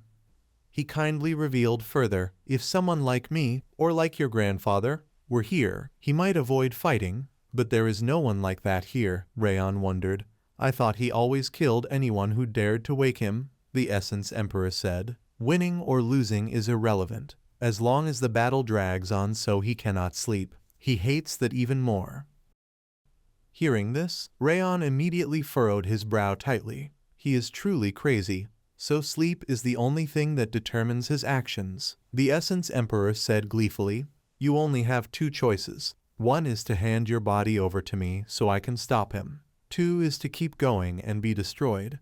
Otherwise there is no way for you and those people to survive this. Responsibility suddenly weighed heavily on Rayon's shoulders. He told himself he must decide. If he did nothing, he would begin slaughtering until everyone here died. If so, Fury would be forced to seize my body before I die, and the human world would suffer the worst scenario of two demon kings descending at once. After thinking for a while, Rayon finally made up his mind. In that case, I would rather voluntarily hand over control, on the condition that he must stop sloth. With that thought, he opened his mouth. Fury, you take over. Before he finished speaking, Milland unexpectedly stepped forward, calling his name Rayon Zeegart. His expression was more serious than usual. Rayon was slightly startled. Commander, Milland slowly spoke. I truly am grateful. A sense of unease washed over Rayon, and he hurriedly interrupted. Excuse me, what did you just say? The other continued, presenting himself with a heartfelt tone. Since you came here, things at Havon Castle began to go smoothly. The back you showed during the last attack has remained steadfast and reliable to me until now. It is time for me to become an example for others to follow. With that, he suddenly raised the sword in his hand and a burst of radiant energy flared. Rayon immediately panicked. Commander, you must be exhausted. But your aura, Milland calmly cut him off. I have lived long enough and done many things. He paused. But you are different. You are someone who can achieve far greater things in the future. Your era has not yet come. Hearing this, Rayon's emotions churned. Even in such a desperate situation he had not given up. Could it be that he was already ready to accept his end? He thought to himself, it is truly shameful that I once considered giving up. Rayon gripped the sword tightly in his hand and declared firmly, alone I cannot handle this. I will fight alongside you, Commander. Then he turned his head to the warriors behind him. Everyone, withdraw from the castle immediately. This is the order of the commander. Tarion was stunned. Rayon. He resolutely refused to leave. We cannot abandon the two of you, and once someone voices their support, we will fight to the end by your side. Milland roared angrily. Tarion, if you cannot even stand firmly, how will you fight? You should try to save even one more person. His rebuke echoed in Tarion's ears. That is not the reason for our existence. He clenched his teeth helplessly. In the end, Tarion compromised, giving the order below. All units withdraw from the walls and open the south gate. The longer we linger here, the more we will only become burdens to the two of them. He raised his voice to remind, every moment Rayon and the commander can still endure. We must save at least one more person. Commander, Rayon, you must both return safely. Others immediately echoed the same. This scene fell into the eyes of the essence of the Emperor. He only found it laughable. Please, you must survive. The meaningless struggle of the weak trying to live on brings me to tears. The essence of the Emperor spoke mockingly, affirming with certainty, but everything has already ended. Sloth stepped forward slowly, muttering in a low voice, I am tired and cold. All of this is because of you. I had to crawl all the way here. He ground his teeth with each word, his eyes filled with resentment. As he finished, a blazing red energy burst forth, surging toward the castle wall. Rayon clenched his teeth, struggling to keep his balance, inwardly terrified. What is this light? Could it be that the overwhelming power earlier was still not his full strength? The essence of the Emperor seized the chance to tempt him. I already told you. You only have two choices. If you want to stop him, then hand your body to me quickly. Rayon forced his eyes open, reminding himself, no, I still cannot hand myself over to wrath. I may be desperate, but everything is not completely over yet. If I gather everything I have known until now, surely I will find a way. He desperately searched for the keywords in each word the enemy had just spoken. Cold, sleepy, equal power, simple, time, troublesome. It seemed that Rayon had grasped some clue. His eyes suddenly widened. The essence of the Emperor smiled slyly. So you have finally decided. Now just surrender. The boy interrupted directly. Wrath, let us make a deal. He had not foreseen this situation, blurting out, "What, did you say deal?" Rayon explained more specifically, "I will take on your wrath, so give me the power to face him." The Essence Emperor sneered, "Useless. Even if you confront him, it will change nothing. And this deal brings me no profit." Rayon remained stubborn, his tone menacingly implied, "What if I would rather die than hand my body to you?" That statement struck the Essence Emperor at his core. He glared at Rayon aggressively. "Nonsense," Rayon repeated again. "You have been watching me all along. Do you still not understand? Just as you never lie, I never speak in vain. If you refuse this deal, then the two of us will die together here." He added one more bargaining clause, "and if my method fails, I will immediately give my body to you." The Essence Emperor ground his teeth. At that moment Rayon saw Milland showing signs of exhaustion. He slumped, sensing the urgency. Rayon shouted at the Essence Emperor, "Answer now, yes or no." The Essence Emperor became flustered to the point of sweating, swearing through his teeth. Damn it, with no other choice, he transferred energy to Rayon, barking loudly, "You will pay for this." In the next instant Sloth immediately sensed the change from across the field. His gaze fixed on Rayon standing on the wall. He muttered in a low voice, "This energy." Rayon spoke up first, "This trash like you dares to make trouble in this peaceful place." His face solemn, he declared loudly, "This is the domain of the Lord of Wrath." His following introduction left the Essence Emperor stunned. "And I am the vessel that holds the Lord of Wrath." He snapped angrily, "Vessel of Wrath? Why are you the Vessel of Wrath? What the hell do you think you are doing?"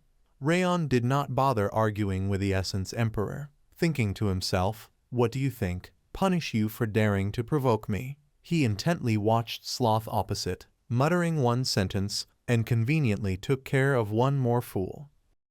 The Essence Emperor still would not stop provoking. "What nonsense is this? Why are you my vessel?" he grumbled bitterly. "And you even call this shabby castle my domain."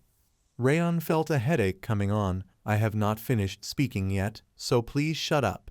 Sloth probed, "You are the Vessel of Wrath?" Rayon confirmed, "Yes, and right now Wrath is furious because you dared to trespass on his territory." The Essence Emperor snapped angrily, "Stop spouting nonsense. Why do you keep saying things I never said?" This was exactly what Rayon expected. "Yes, be angry, Wrath. It is pointless for you to object." He glanced at Sloth and thought to himself, "In the end only that one could sense wrath through the bewilderment you direct at me. And that wrath is erupting from my body, just as Rayon predicted." A few seconds later Sloth narrowed his eyes and uttered in suspicion, "Wrath, seeing that?"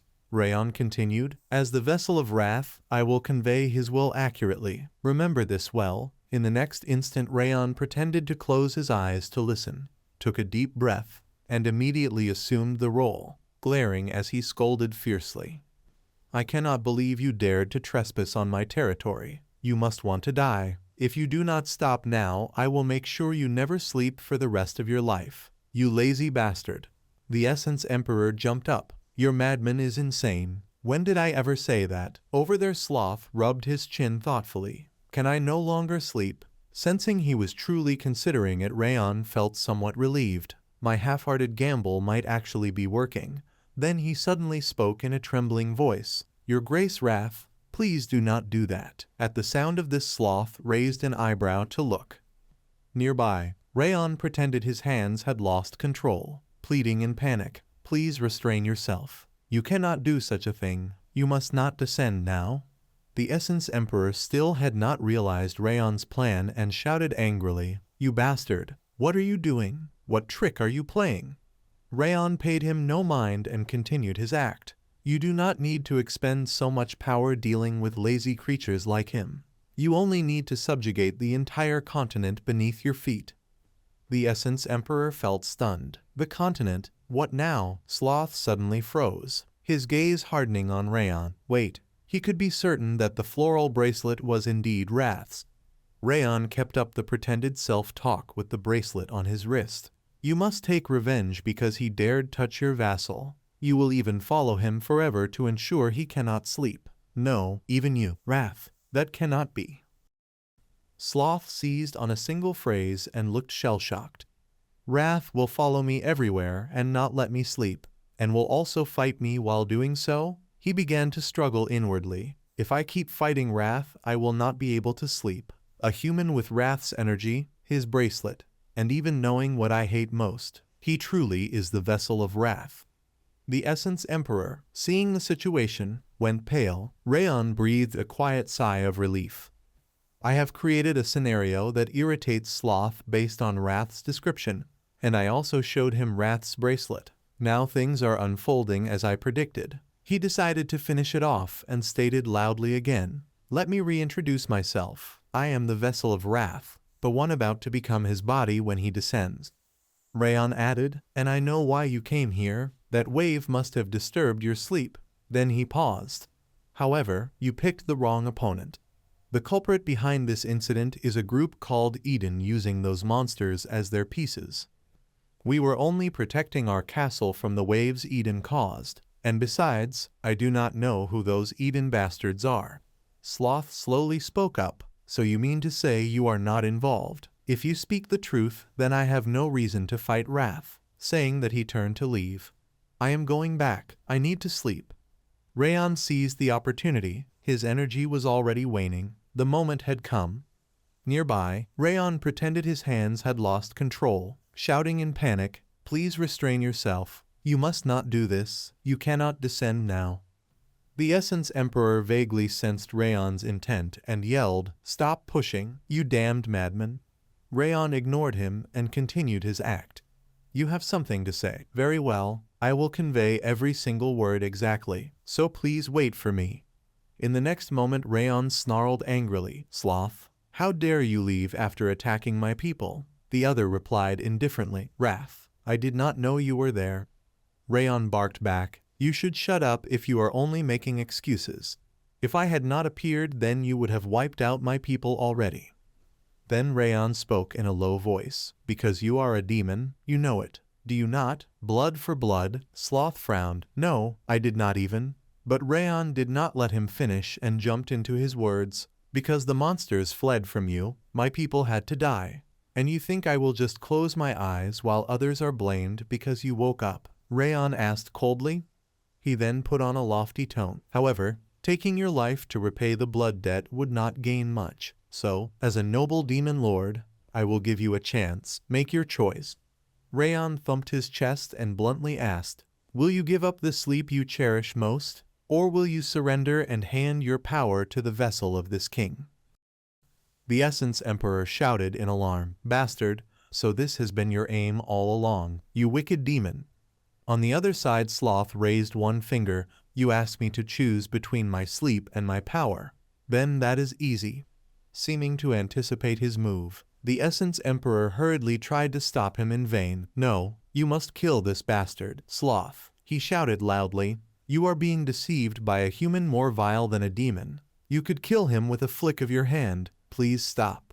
But it was too late. Sloth did not hesitate to deploy the array. Releasing a surge of energy into Rayon, the Essence Emperor wailed in despair, "No."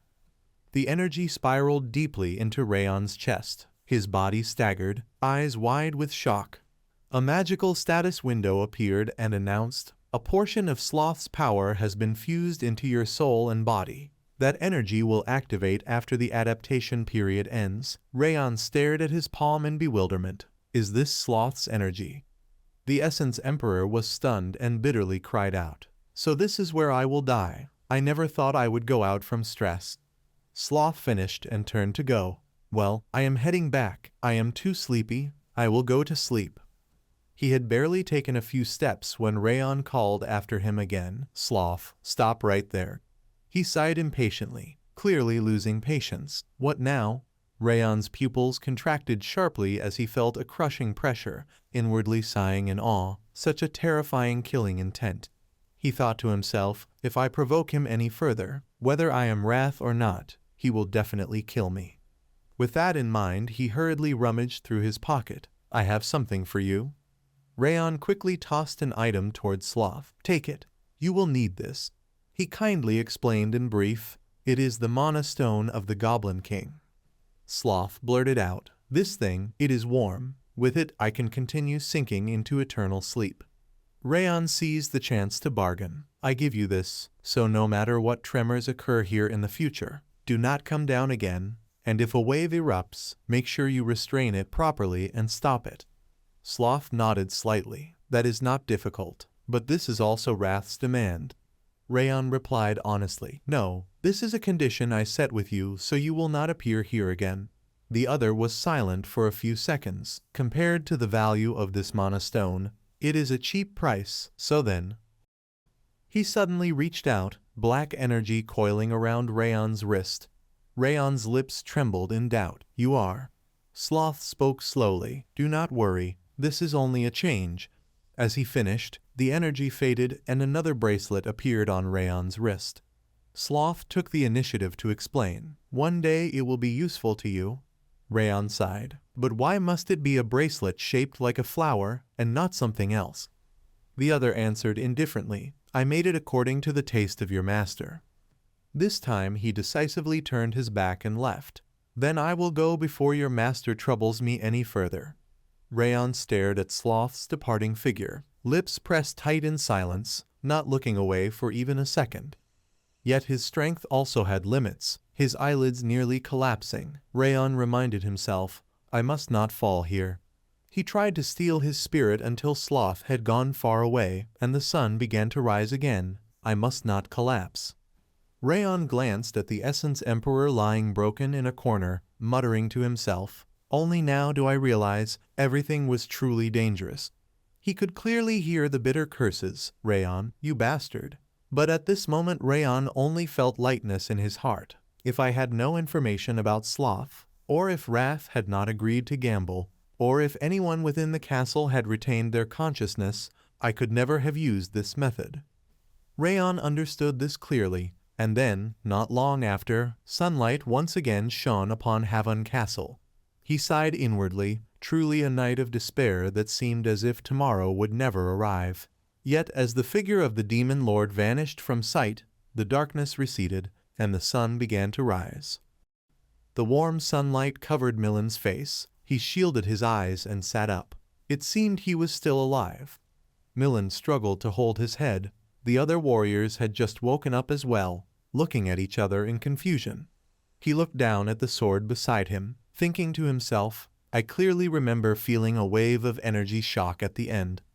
Millen tried to recall everything, suddenly bewildered. The energy of a transcendent, one who had surpassed the absolute realm. It was enough to remind him of the Northern Annihilation. How could I have survived? At that moment, Tarion hurriedly ran over. Seeing him still intact, he joyfully exclaimed, Commander, you are unharmed. Millen staggered to his feet. Tarion, what about the others? He quickly replied, yes, everyone is still. Tarion suddenly fell silent, his mouth agape, unable to utter a word, making Millen confused. What are you shocked about? He followed the other's gaze, and as he turned his head, Millen's eyes widened in astonishment. Rayon stood with his back to them, on top of the wall towering like a mountain. He moved his lips, calling his name. Rayon. His face was haggard, his eyes revealed exhaustion, but he still smiled. I kept my promise. Tarion felt a surge of fear rising inside. Did he really stop that monster? Even the commander was knocked unconscious. How could he stand firm until the end? Rayon slowly spoke. I am glad that everyone is, but before he could finish, his body staggered, collapsing forward. Millen hurriedly called, Rayon. Tarion was equally panicked. Hey! They rushed to catch him. Rayon was completely unconscious, his eyes closed. Only the sound of steady breathing could be heard. The corner of Millen's lips curved slightly. The battle is over. Let us applaud the hero.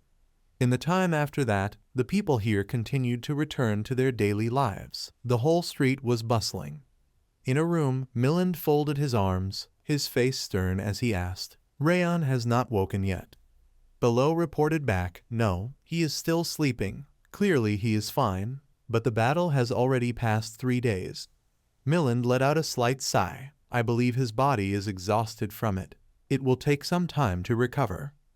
Tyrion was clearly still curious. He immediately changed the subject. "Anyway, what was that thing? The moment I felt its energy, everything after that was a blank."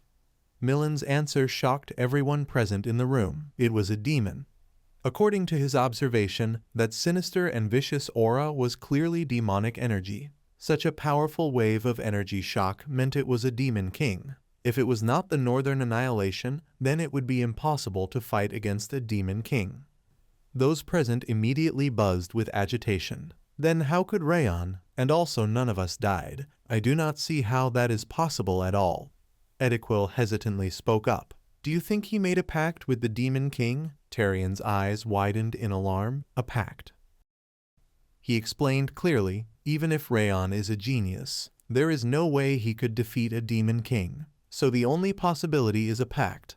This is just my opinion, but I believe he chose to sell both his soul and body to save everyone." Milland rubbed his chin in deep thought for a long while. "I also remember he uttered the word pact before he fainted." The others grew even more bewildered. "So he really sacrificed himself to save us?" Ediquil seized the chance to speak. "Please tell us about Rayon.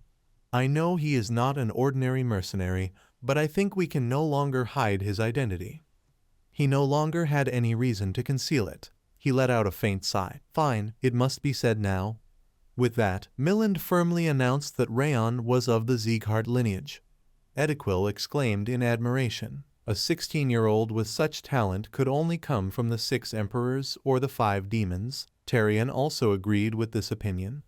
"I already knew he was not ordinary, but being from the Sieghart family makes even more sense."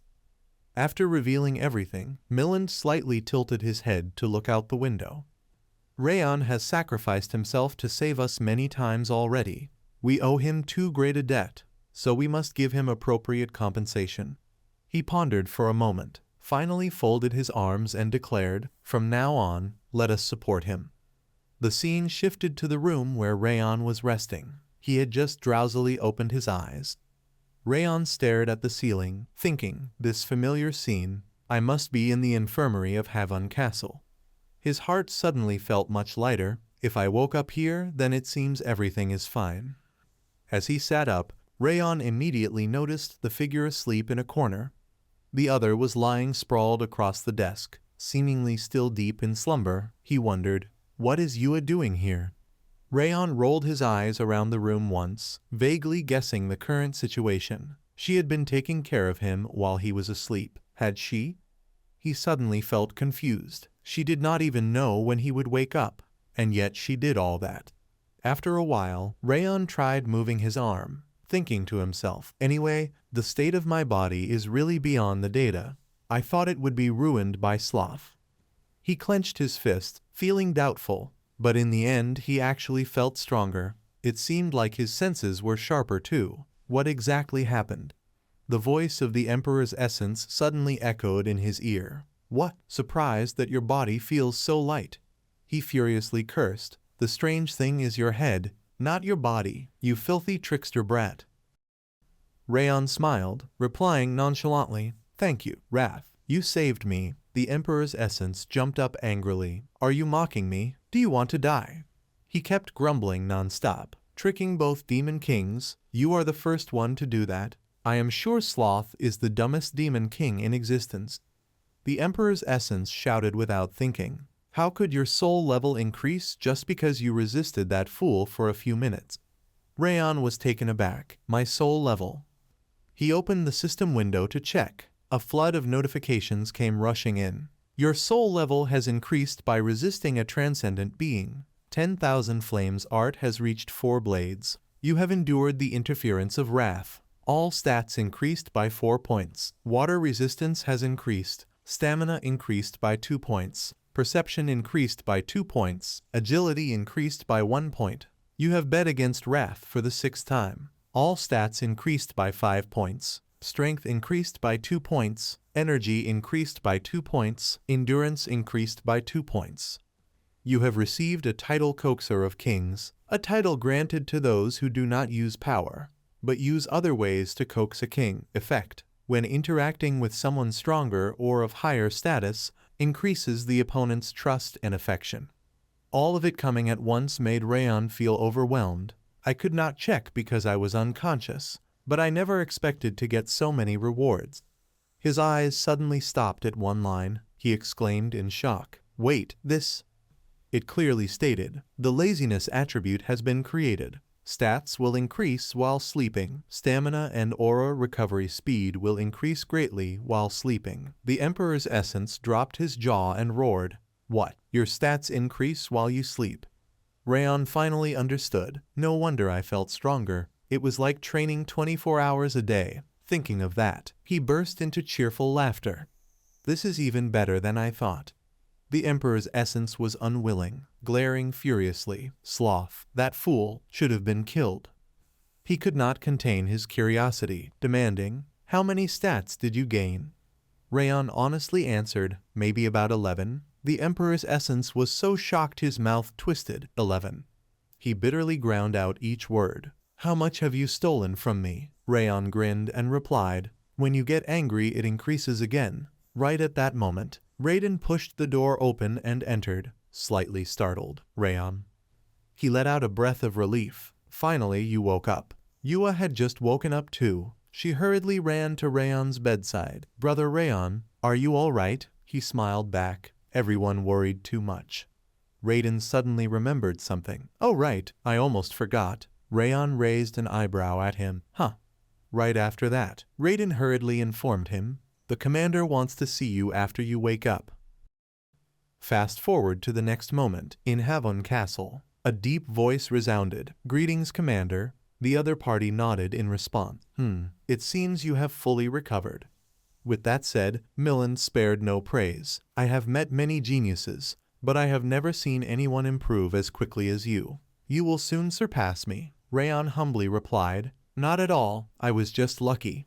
He laughed heartily. "No need to be modest. I am sorry for asking when you have just woken up." Millen did not beat around the bush and went straight to the point.